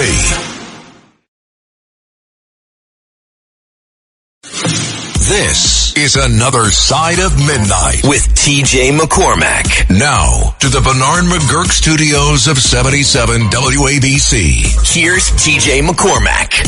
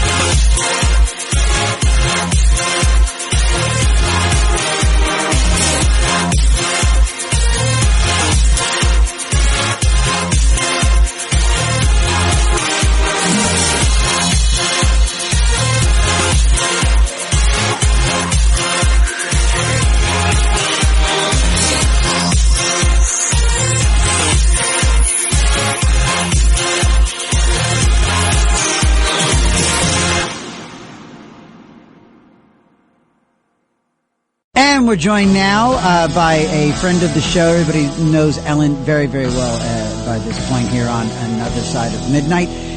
It's Ellen Karas. You go to ellenkaras.com and find her all over social media at Greek Chick Comic.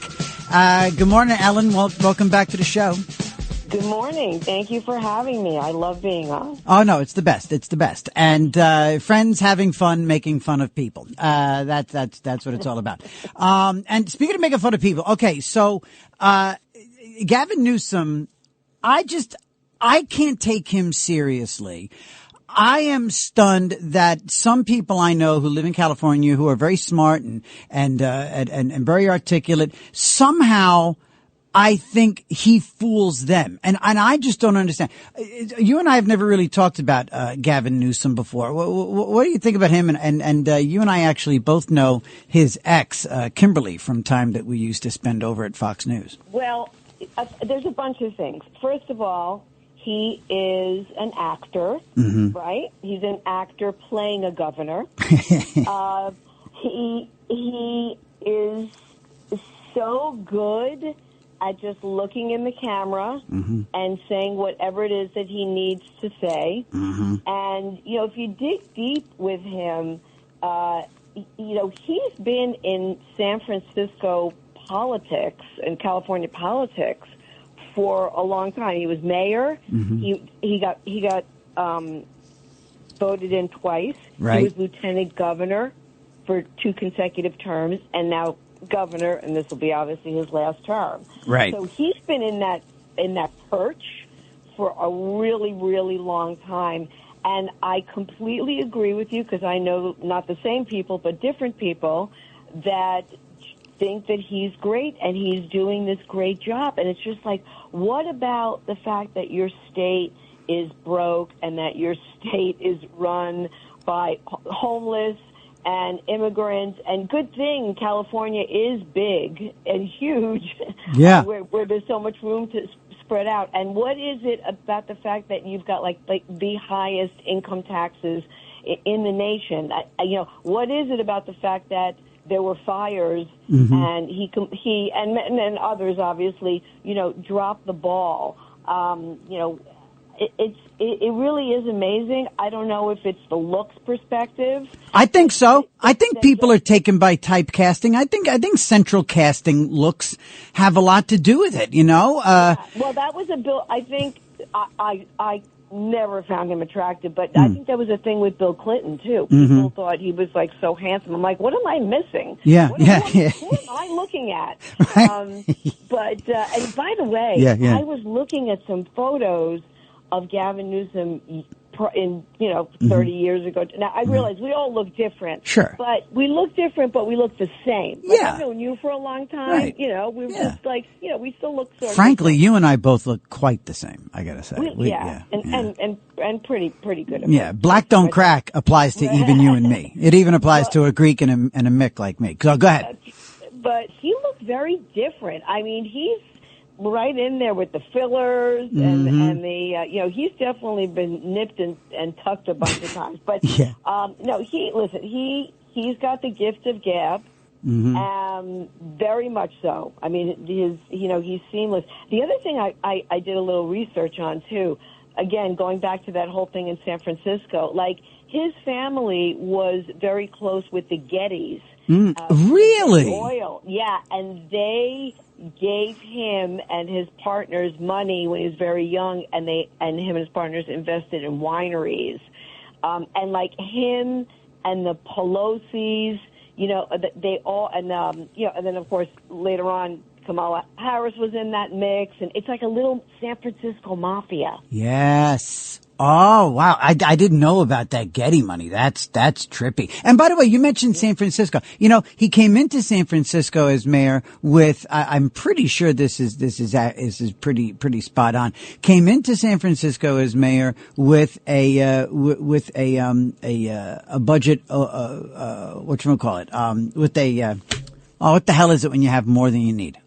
What the hell? Surplus! Thank you! Jesus!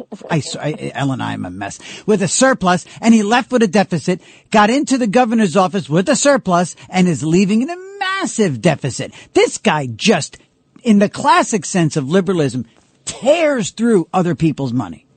Yeah. And now he's trying to screw around with the voting and the districts, redistricting and all that kind of stuff. So that's the agenda. Yeah. And to get to something super current, with immigration and homelessness also, which somewhat goes hand in hand, because sometimes some of these people come and they have no place to live. Sure, of course. And he just. He's okay with it. Yep. San Francisco is a beautiful, beautiful city, and it's been turned into tent city and people shooting themselves up. And a toilet. It's an outdoor toilet. Yeah. And that's something to be proud of. Yeah. He should be embarrassed. Yeah. But to get to Kimberly Guilfoyle, you and I know her from our days when we did Strategy Women on Fox. I have to tell you, she was very nice to me. Yes. I've been in her company a couple times. She remembered me the second time I had seen her. I wasn't out at Fox. She's a smart lady. Yeah. They were very, very young. But you know what it reminds me of, too? She'll always be attached to Gavin Newsom. Yeah. It's sort of like, I call it the Jennifer Aniston syndrome as well. Jennifer Aniston will always be attached to Brad Pitt. Yes. They haven't been married in 25 years. Brad Pitt went on to marry somebody else. Kimberly Guilfoyle went on, married somebody else, had a child. She didn't even have a child with Gavin Newsom, right? I mean, so they didn't have that connection. But that'll always be in the Wikipedia. You know what I'm saying? It'll always be, part of her identity. Sure. So, listen, she was a young prosecutor. He was I think he was mayor at the time. Yes. For mayor. They were this powerful couple, but I mean, they didn't really last that long, and then she hightailed it out of there. Yeah. So. Yeah. Then she moved on and made that massive career for herself. Speaking of the West Coast, you and I have kicked around, just as everybody else, especially on this radio station. We're talking to Ellen Karas, by the way, everybody, comedian, actress, writer, Ellen Karas. Go to, at Greek Chick Comic and EllenKaras.com. The mayor of Seattle, who is sort of I wouldn't say a mini mom, Donnie, because she's actually older than him. But she was, I believe her, election was just certified, and she's a 43-year-old, model of him. I'm just with the West Coast in mind, and thinking about how, we always talk about the liberal coasts, and we talk about, these trends, and, she sort of, this Seattle mayor just sort of slipped through the cracks. I wasn't really paying attention to her. All of a sudden she's mayor. Well, the New York City mayoral race, I think, dominated the news. Clearly. And, out of all the races. And I actually heard her speak today on WABC, on Catherine Cosby, and she was, I'm sorry, it was Bo Snerdley's show. And she was going on and on about what she intends to do. And she said ridiculous things like, social housing. Yes. And we're going to make it so that everybody has health care and child care. I mean, these people are talking out of their you-know-what. I mean, it's like they have no idea. They have, no authority. No. And as far as housing goes, I mean, we do have a bit of a housing crisis here. Sure. But let me ask you a question, TJ. Okay. because we don't really know the number also of the immigrants that have come in. I mean, don't you think that that's perhaps maybe a little bit of the supply problem? Sure. In addition to the fact that in 2008, some of the banks and hedge funds came in and bought real estate, not individual houses, right. you know, but properties, apartment buildings, complexes, and whatnot. I know Sure. that that's a factor as well. Right. But you know, just saying these things. I'm going to tell you something. This is my prediction. Certainly, I can speak for New York City because I've lived here my entire life. Right. He's going to implode. The party is almost over. He's going to implode. He's not going to be able to do any of these things. Right. The Seattle mayor also, all these things that they're promising. You know, she's promising the same things he's promising. They can't do it. They can't sustain it. And I want to say that they're financially illiterate. Yeah. But I think it's more about this is what they truly believe. Because none of the numbers work. It's like this ideology. It's to make us all the same. Exactly. And that's why, you know, it's funny. When you said that the different ideals that she was talking about and some of these aspirational, you know, part of me almost reflexively was going to say, you know, and sure, that's a noble ideal to want to house everybody. But it's not. I caught myself. There is zero noble element to anything like social housing. And I mean, you know, and just putting everybody on the same level and having the whole world aim for the middle and, nobody aspiring to greatness. And also when you know, we have the worst/best example of just how awful government is when it's the landlord. I mean, is there any more death-defying place than a NYCHA housing building in New York City? You know, so there is nothing noble about talking about putting a roof over everybody's head in permanent social housing. That is not noble. That is evil, actually, making that what people aspire to. Yeah, yes.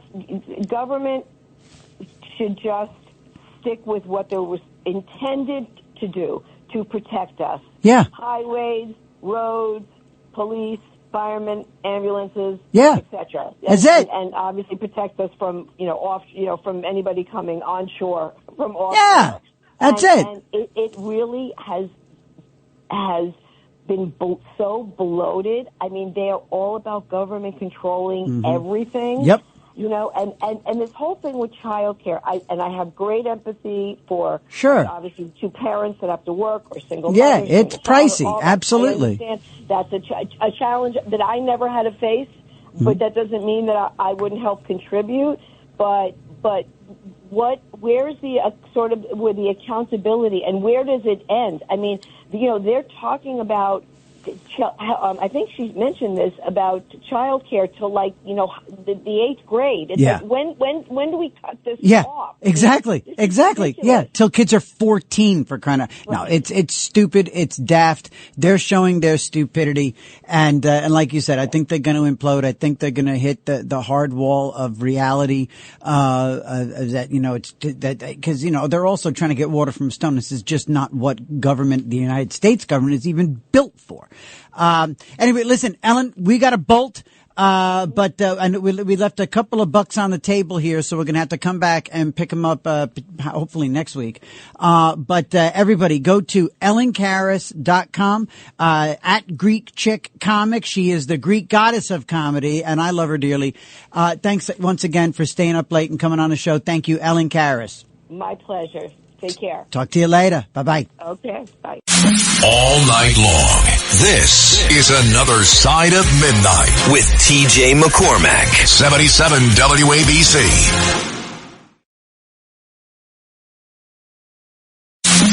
It's Another Side of Midnight. Political humorist TJ McCormack. Now to the Bernard McGurk studios of 77 WABC. Here's TJ McCormack.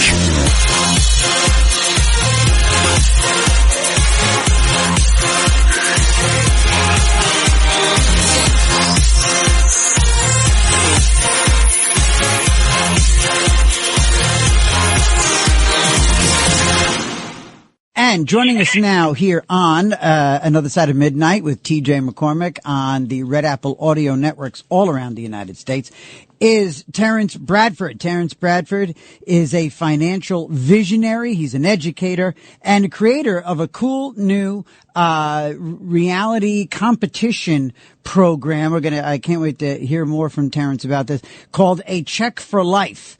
And Terrence, welcome to Another Side of Midnight. Thank you so much, TJ. I really appreciate the opportunity. Absolutely, man. Absolutely. It's good. Every once in a while, I kind of feel like I want to go in a different direction on the show. We talk about really anything and everything on Another Side of Midnight. And there's nothing wrong with sort of just talking about some of the financial realities of life. Because we all, it's a fact of everyone's existence. And so, there's been a lot in the news about the economy, we're hearing in the last couple of weeks in particular, we're hearing that phrase again, families who are living paycheck to paycheck. And, as every new generation leaves college, there's that you wonder, okay, how does that generation look at work, look at the housing ladder? How do they look at retirement, raising a family, all that stuff? Well, so I guess my to kick it off here is, with most or many Americans who are living paycheck to paycheck, what is sort of the biggest misconception or the biggest misunderstanding, or what do people not know enough about when it comes to wealth and income? I think one of the challenges is, and you and I talked a little bit about this before we came on, is the fact that people aren't really taught how to budget correctly, how to invest, how to plan for wealth, how to plan for generational wealth. Many things aren't taught in school. You're taught how to add. They'll teach you trigonometry and geometry and all these other things that, I'm 51 years old. The last time I put together a triangle and a circle together, I can't remember when I've done that. Terrence, I went to Catholic high school. Father Daly, who I just learned recently passed away, and I didn't shed a tear. Father Daly sent me to summer school for geometry, and I swear to you, Terrence, I stood there at the table when he was telling me that, and I said, Father, I'm going to be a comedian. I'm going to be on TV. I promise you, I don't need this. Don't do this to me. Don't ruin my summer. He didn't even crack a half a smile. And so, he passed away. And, you know what? Good riddance. Anyway, so yeah, you're right. And, and maybe, Terrence, you do hear this cliche. They say, why don't we teach our students how to balance a checkbook? Although that might be a bit of an antiquated reference, but still, the point remains. We don't teach real life math and real life finances. Yes. Yeah. I'm a believer. Like, at one time, TJ, I wanted to run for president of the United States. And one of the biggest things on my platform that I was going to do was make financial literacy mandatory from kindergarten up. Boom. Because when kids are young, they're sponges. And if you teach them, how to balance a checkbook properly, and what compound interest is and how powerful it is, and you teach them about investing in stocks and bonds. I do that. I have 4 kids. I've been teaching them about investing since they could talk. Wow. And so these are the things that people need to know, because what happens is, you get into a situation where you start making some money, and then you have lifestyle creep. You ever heard of that before? No. What is lifestyle creep? Lifestyle creep, you either yourself have done it or people have done it, right? So let's say you're making $50,000 a year, okay?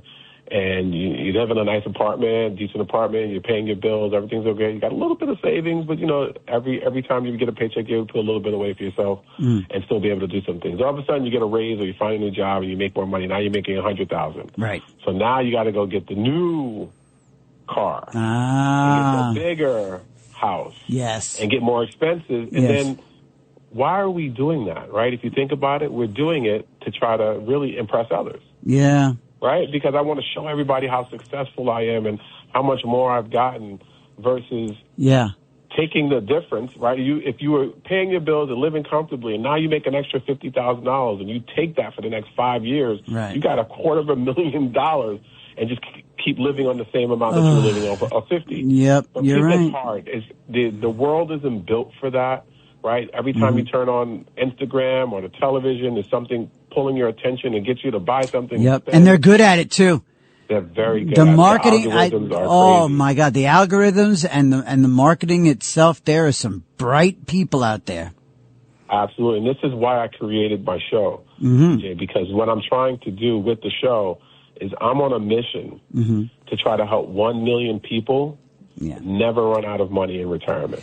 All right, you know what? That's okay. And the show that you're talking about is called A Check for Life. And by the way, we're talking to Terrence Bradford, a financial visionary, and the show is called A Check for Life. Tell us a little bit about Check for Life. Where'd the idea come from, and tell us about it.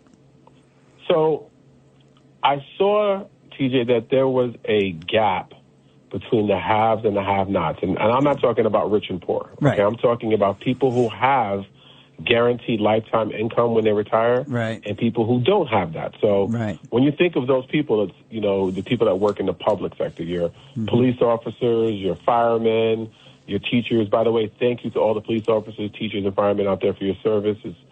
We can't do what we do out here without you, so thank you. But when they retire, right, I don't know if you have any people in your family or friends or right? Yeah, and I When they resent retire, them. I resent the daylights out of them because they're set. Yeah. They're set. Right? When they retire, they put in their 20, 25 years, and then they retire and they get a check for the rest of their life, right, till they die. Yep. But the rest of us, like you're an entrepreneur yourself, right? You're a comedian. You believed in yourself. You went out and honed your craft, and look at you now, how successful you are. But your retirement, TJ, is up to you. If you fail at it, no one's going to help you. Right. Except me. I'll help you. See, But, I see. There we go. So what I'm trying to do is I'm trying to help 1 million or more people have what police officers have what teachers have by setting up their own self-funded pensions. And so we can set up an account for someone. They can fund it themselves. They can figure out what their quote-unquote retirement date is or their income date is, and then they get a check till they die. And we're working with some of the largest insurance companies in the world, like New York Life. You know, you've heard of them before. Sure, One of the largest insurance companies in the world, been around since 1854, been doing this for almost 200 years. They have accounts that people can set up, and they get a check literally till they die. And so the challenge that I had was I couldn't go door to door and knock on people's door and say, hey, I can help you set up your own self-funded pension. People would just close the door and slam the door. Yeah, it's a different day and age in 2025. the whole door-to-door thing is kind of passé, and COVID, I think, killed it. Yes, absolutely. And so what I said was, I'll create a TV show where I start teaching people about financial literacy, how to set up their own checks for life. And then the TV show will serve as a function to get people to want to do this for themselves. And so how the show will work, and it's one of, I'm so excited about this, TJ. How it's going to work is right now, actually, tomorrow morning, I'm in Atlanta. I'm in Atlanta. Tomorrow morning, we're having our first casting call. Okay. And then we're in Houston next week, and then Dallas, LA, and New York, right? All right. So we're going to find 10 contestants. When those contestants come on, what I'm going to do is each person, we're going to open up a Check for Life account with New York Life for them. We're going to fund it for them. So the minimum you need with New York Life is $5,000. Okay. We're going to open up the account. We're going to fund it for them. We're going to put it in there for them, right? All right. So now they have this account, $5,000 in there, and we're going to tell them, how long do you want to defer the money? And each person will be different. Some people will say 5, some people will say 10 years, some people will say 20. Whatever it is, we're going to set that up for them. Okay. Then they're going to compete each episode in different financial tasks. So if you could imagine, like The Apprentice, Survivor, and American Idol rolled in one, right? But for financial literacy. Okay. Talking about budgeting, talking about compound interest, talking about the difference between an ETF and a mutual fund, like different financial tasks. It's going to make it a lot of fun. They'll do scavenger hunts and different things of that nature to make it fun so people want to watch. But the main thing is, when you watch the show, you'll be able to pull something in your life to help you in your life to get better financially. Right? Yeah. So tell me, so when people, so for people to potentially be a part of the casting calls, because we're syndicated around the country. Tell us again where your casting calls are. You're in Atlanta tomorrow, this weekend. Yeah. Yeah, this weekend Atlanta, tomorrow, Saturday, November 15th, which I think is still tomorrow for me. Yeah. We'll be right in Atlanta. On the 22nd of November, we'll be in Houston, Texas. On December 6th, we'll be in Dallas, Texas. December 13th, we're going to be in Los Angeles, California. And then December 20th, we'll be in New York City. And is there any place where people can go to be a part of the casting call, or you're actually doing a wide call? Go ahead. So what you do is you go to acheckforlife.com, ACHECKFORLIFE, acheckforlife.com. Mm-hmm. The first thing will pop up. It'll say casting call. Right. And you click on casting call, you pick a location, you fill out a little form, let us know you're coming. You can also submit a video in case you can't make it in person. You can submit a video. Mm-hmm. But if you want to also come in person, you come to the actual location. And we want to hear people's stories, TJ. I want to hear stories like you just told me. Right. Right? Like, married, bought our first house, and so on and so forth. And, yeah. I've never really had financial literacy. I didn't know what to do. And we want to hear different people's stories, and so that we can pick 10 people and really change their life, their financial life, at least going forward. That's a massive thing. We're talking to Terrence Bradford, creator of the TV show A Check for Life. You go to acheckforlife.com if you want to be a part of the casting call and see this new financial literacy competition show, where people are going to learn and have fun along the way and hopefully make some dough. I think and too. It's $100,000 grand prize. Hey, I mean, who the hell can sneeze at that? I mean, honestly, Terrence, it's gotten to the point where my financial plan right now for the future is totally dependent on the right older relatives dying at the right time. That is my thing. Honestly, when I see my wife's face drop when the phone rings, I say, "Who died?" And and I have to make sure that I don't sound too hopeful when I ask her that question. But the point is though is that and actually, let me ask you this. I recently saw, I had a wonderful opportunity to go to an evening with, former British Prime Minister Boris Johnson.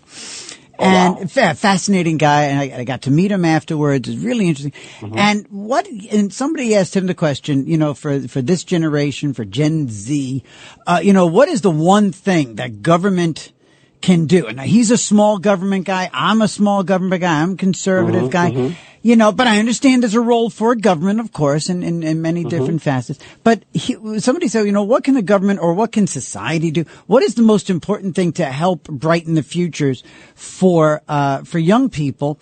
And his answer, and he took a moment, and when it came out of his mouth, I felt very vindicated because frankly, that's what I think too.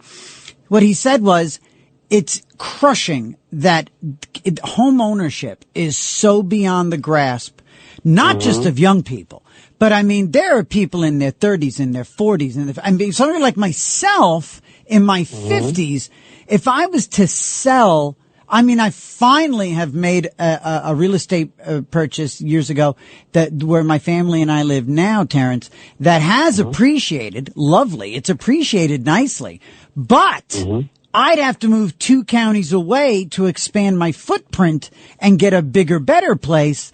Because if I was to sell it, and even though I'd have turned a profit in selling it, I could only make a lateral move. And so anyway, basically what I'm saying is the housing ladder just ain't what it used to be.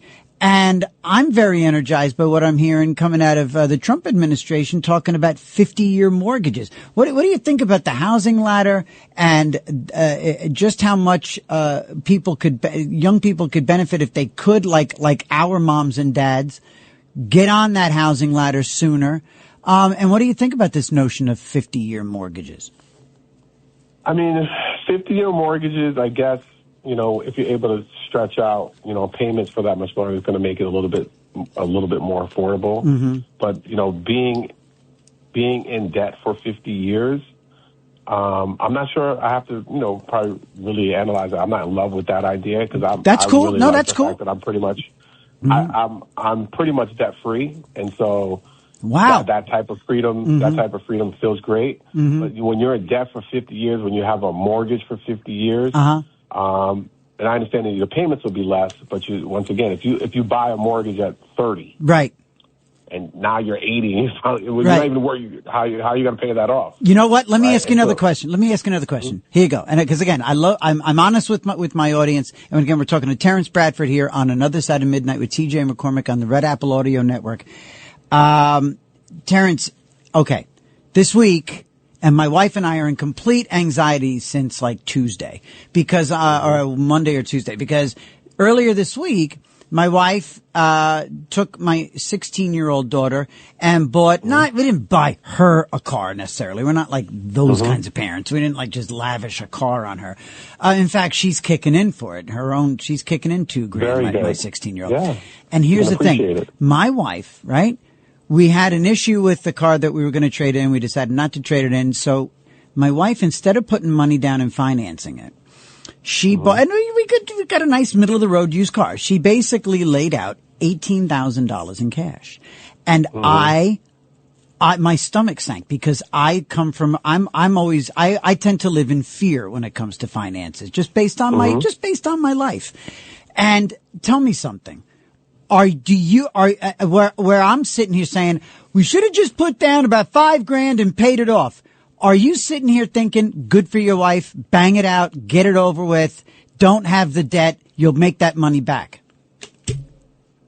What do you think? There's multiple schools of thought on that. So you're absolutely right. There's one school of thought where people say, by basically taking out a loan, you're able to leverage your money a little bit more. Right. But once again, you have to remember you're paying principal and interest. Right. Right. So when that principal and the interest isn't going to you, it's going to the finance company, or the bank, or the car company, or whatever it is. So you're not really benefiting from that. Right. But if you were able, here's the thing: if you were able to figure out what the principal and interest payments were, which are going to be less than 18, it's going to be less. It's going to be less than 18,000. Right. Right. Because if the car is 18 and she paid 18. Yeah. But if you did a 5-year loan, a 72-month loan, and it was going to end up costing you 22, right? So now you take that $4,000 and you go put it in some type of investment, and you over the next 4 or 5 years, that $4,000 turns into $8,000. Then yes, boom, that's a great all right, way to do it. Well, then go ahead. What you're saying, you know what? We can just get a payment instead of you put down $5,000. We pay $400 a month, and now instead of that $18,000, I can start putting that money somewhere else, maybe incur enough interest that I can use those interest payments to pay down the car payment and use the principal somewhere else. So there's multiple ways you can do it, but I like the way that you're thinking. I also like the way that I'm hedging your question. No, it's fine. I like the way that she's thinking. You pay it off, but if you can take the difference and invest it in something to make money off of it, it's kind of like the idea behind tax returns, right? Tax returns is a return of your overpayment of your taxes, right? Yes. But if you had the discipline to say, you know what, I'm not going to do any deductions, stuff like that. I'm going to take the most in my check every week, and whatever I'm supposed to pay in taxes, put that in a bank account, earn 4 to 5% interest, and then I make that money. Because what happens is, when you pay your taxes, the government makes that money on your money, then they repay you back your overpayment. If you had the discipline to do it yourself, you can make that money. Here's the problem, though, TJ. Yeah. 99.99999% of people, including myself, can't do that. Right. They don't have that type of discipline. But if you did, you could actually make money for yourself and not get in trouble with the IRS. That's the one thing you don't want to ever do. You don't want to get in trouble with the IRS. Ever. And I've had, I even did a dance with them when I was in my late 20s and finally learned my lesson there. Again, classic artist, what tax? Yeah, all that. What withholding? Absolutely. Yeah, it's stupid. All right, everybody, listen, you go to acheckforlife.com, acheckforlife.com. That is the new program that Terrence Bradford is producing from the ground up. It's a fantastic way for people to learn about finances, about the economy, about making money, saving money, and having a check for life once you retire. Yeah. And you can be a part of that show. How powerful is that, TJ? Think about that. I mean, for yourself right now, you said you're 50-something years old? 57. 57. So you and I are the same thing. I'm 51, you're 57, right? Yeah. When you're all said and done, I was just watching some Don Rickles stuff earlier today on Instagram, who was hilarious, like one of the best, quick-witted artists, comedians of all time. Right? Absolutely. And he was doing it until his 80s. And that may be you. You may be doing it in the 80s and getting paid into your 80s, which is fantastic. Because if you're doing something you love, it's not really a job, right? But at some point, if you do decide, you know what, I kind of just want to hang with my kids or my grandkids at that time. I don't really want to be doing this. Where do you have guaranteed lifetime income coming in outside of Social Security? Yeah. Right? Right. With this show, people are going to learn, if you already have a pension, you're a teacher, you're a police officer, you're a fireman, and you have a pension, God bless you, thank you, awesome, good for you. Yeah. But if you don't have those things, we can set you up so you have it. And the peace of mind of knowing no matter what happens in the world, doesn't matter who's president, doesn't matter what happens with interest rates, stock market, none of that matters. Every month, whether you want the money or not, it's coming in. You're getting a check till you die. Everybody. I hope people tune in. Yeah, I think so. And I'd love for people to be a part of the show. Everybody go to acheckforlife.com, and on the landing page, you'll see something for the, for the casting call, and, go ahead and fill that out and see if you can go and make the casting call and potentially be a part of that show. Terrence Bradford, we gotta go, but I know you'll be back on. I know that, you will be a good resource for this audience here on Another Side of Midnight, and, we'll learn more from you as the thing goes on. Break a leg with the new show, and I'll check in later and we'll find out more about it, okay? TJ, you're a blessing. Thank you so much, and best of luck with everything that you do. Thank you so much for the opportunity. Of course. Thank you, Terrence. Break a leg. Go get him with the new show, A Check for Life. Talk to you later. Thank you. Bye. I'll talk to you later. Bye-bye. All night long, this is Another Side of Midnight with TJ McCormack. 77 WABC. It's Another Side of Midnight. Political humorist TJ McCormack. Now, to the Bernard McGurk studios of 77 WABC. Here's TJ McCormack.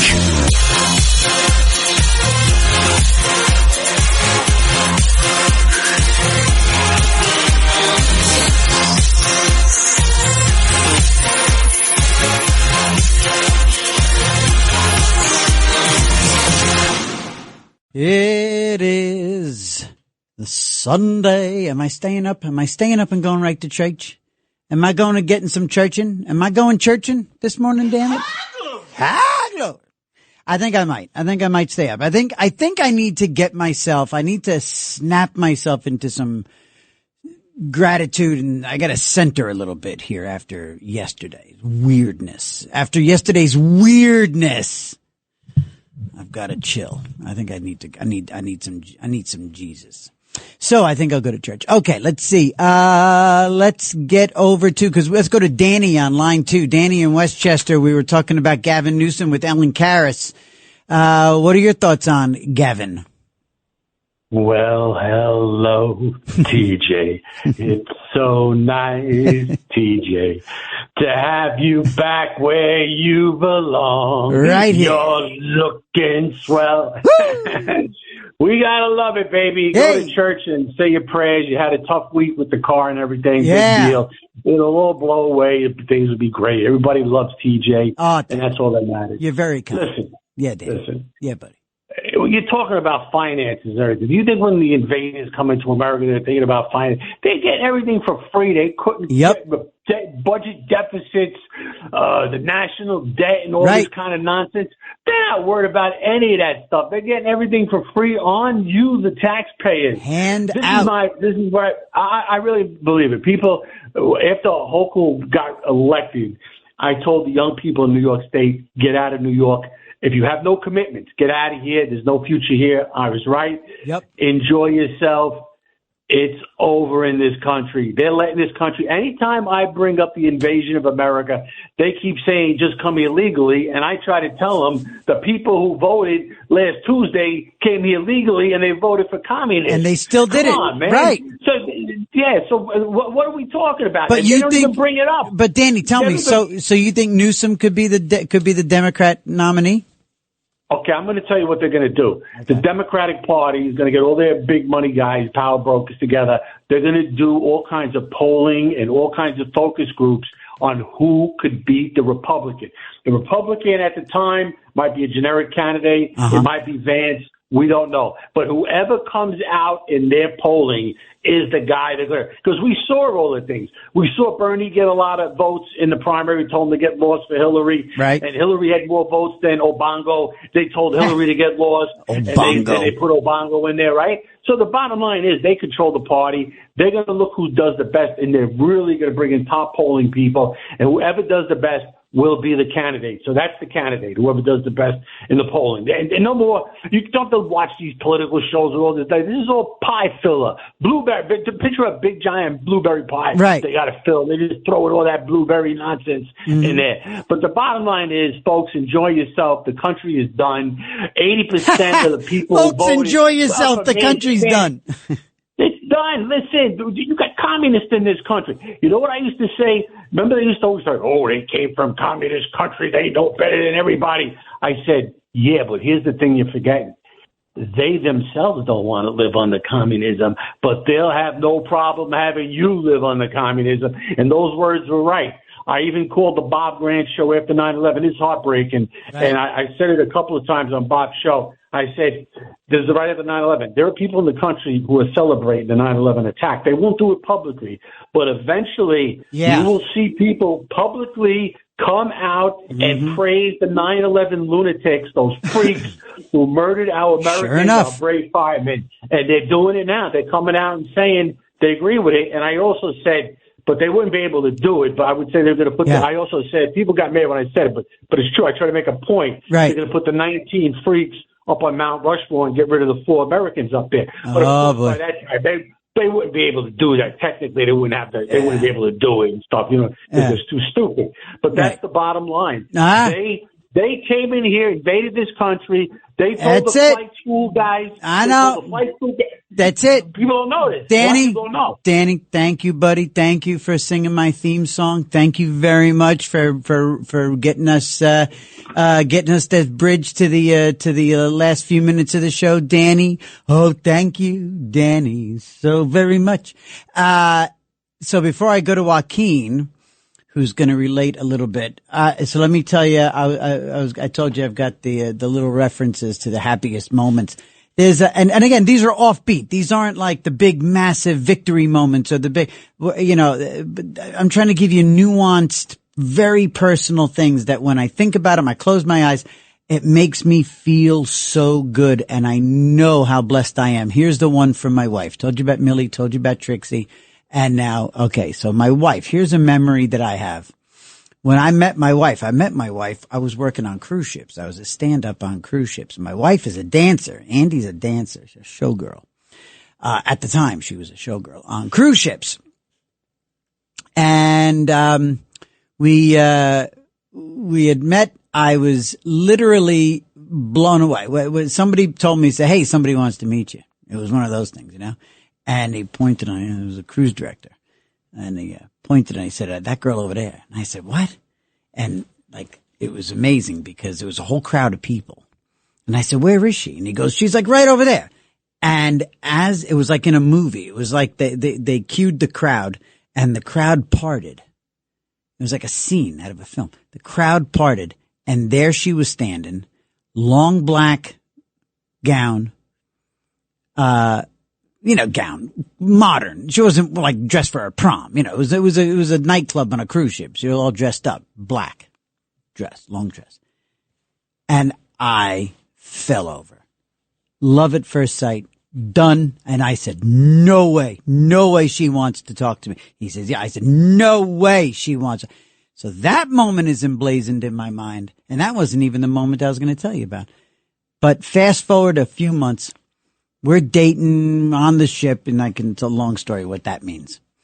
But every week I would get off that cruise ship in Miami, and I would go home for a few days. And then I would come back on the ship, and, a couple days later, and blah, blah, blah.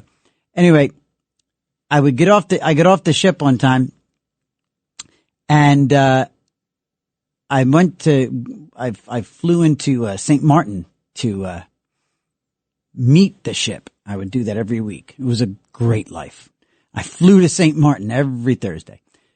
I get driven to the ship, and there she is, standing on the gangway with her hair up in a bun, these white, funky sunglasses, and she's wearing this skin-tight, tiny, because she's tiny, lime green, all one-piece jumpsuit. Skinny little thing. Gorgeous. And with this perfect symmetrical bun, looked like a big bagel on top of her head. Massive smile, and she's blowing me kisses. And I will never, ever, ever forget what that looked like. I will never, ever, ever, ever forget that girl with all that energy, all that love, all of that stuff, all of that talent, all those smarts, all that beauty was blowing kisses at me. This little monkey who's scared of his own shadow. But every once in a while, I guess I was funny. And that got me to the position where I could meet a girl like that. And she's still my wife. 30 years later since then. 28 years of marriage. So I'm a lucky, lucky, lucky, lucky little monkey. Let's get over to Joaquin to relate the same sort of happiness. Joaquin, good morning, brother. Hey, good evening, TJ. Good morning, actually. Yes. You know, I got lots of daughter stories myself. And, you know, there's that one country song about cleaning this gun. Well, that backfired on me. One of my daughters, first time she's going to go out, I got my table laid out with half my arsenal, and I figured, all right, I'm going to put some fear into this kid. Yeah. The next thing I know, he comes over, he's all excited, he's talking to me, and he says to my daughter, he goes, come on, we got to go, we got to go. And he's, oh, your dad is so cool. Anyway, so I was having a bad day. I've been in a lot of pain. It's getting worse all the time. Oh, sorry. Then some things happened tonight, you know, so I was going to go out, and so I finally did get out, and I'm going to have to come in early because I had to take my grandson with me, you know, and so I'm at the bar, you know, and I go out to have a cigarette. Yeah. I'm outside having the cigarette. All of a sudden, this woman walks up to me and she goes, I have to tell you, you're very handsome. Oh. I was like, whoa. Hey. Thank you very much. I really appreciate that. And the other moment you gave it to me the other morning. Uh-huh. What was that? When you said when you're going to say you're filling in for me. Oh. It's good. Mike's in the room. Is Mike on hold? What's that?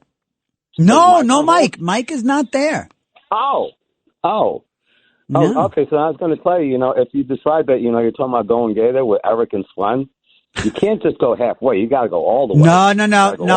I can be like a nun. I can be like a priest and live. I can be an asexual third wheel in an upwardly mobile gay relationship with two other guys. That I can do. I can just be part of I can be like the houseboy. I'll cook while they're at work. Now, you know what? I do want to say something to what Danny was saying. Mm-hmm. He forgot to bring up the Muslims. They're taking this country over. Yes. And if we don't, you know, I was listening to him, and Danny was right on the money on everything, you know, but and with the illegal immigrants and everything, but what the Muslims are doing in this country right now, is people should be scared as heck. And I can't help it when I go on social media and I come across all these young girls who are sitting there, you know, wearing the hijabs or whatever, and they're saying they just converted to Islam and how great Islam is. Mm-hmm. And then there's this one gay girl who comes on, and of course, you know why she likes her hijab, because she's so fugly, you know, and she's saying, oh, they're going to show the gays how accepting Muslims are of gays. I'm thinking to myself, are you delusional? This is just way too damn funny. Hey, listen, Joaquin, thank you so much, buddy. We've got one last caller over here. Will, good morning, Will, on line 2. Welcome to Another Side of Midnight.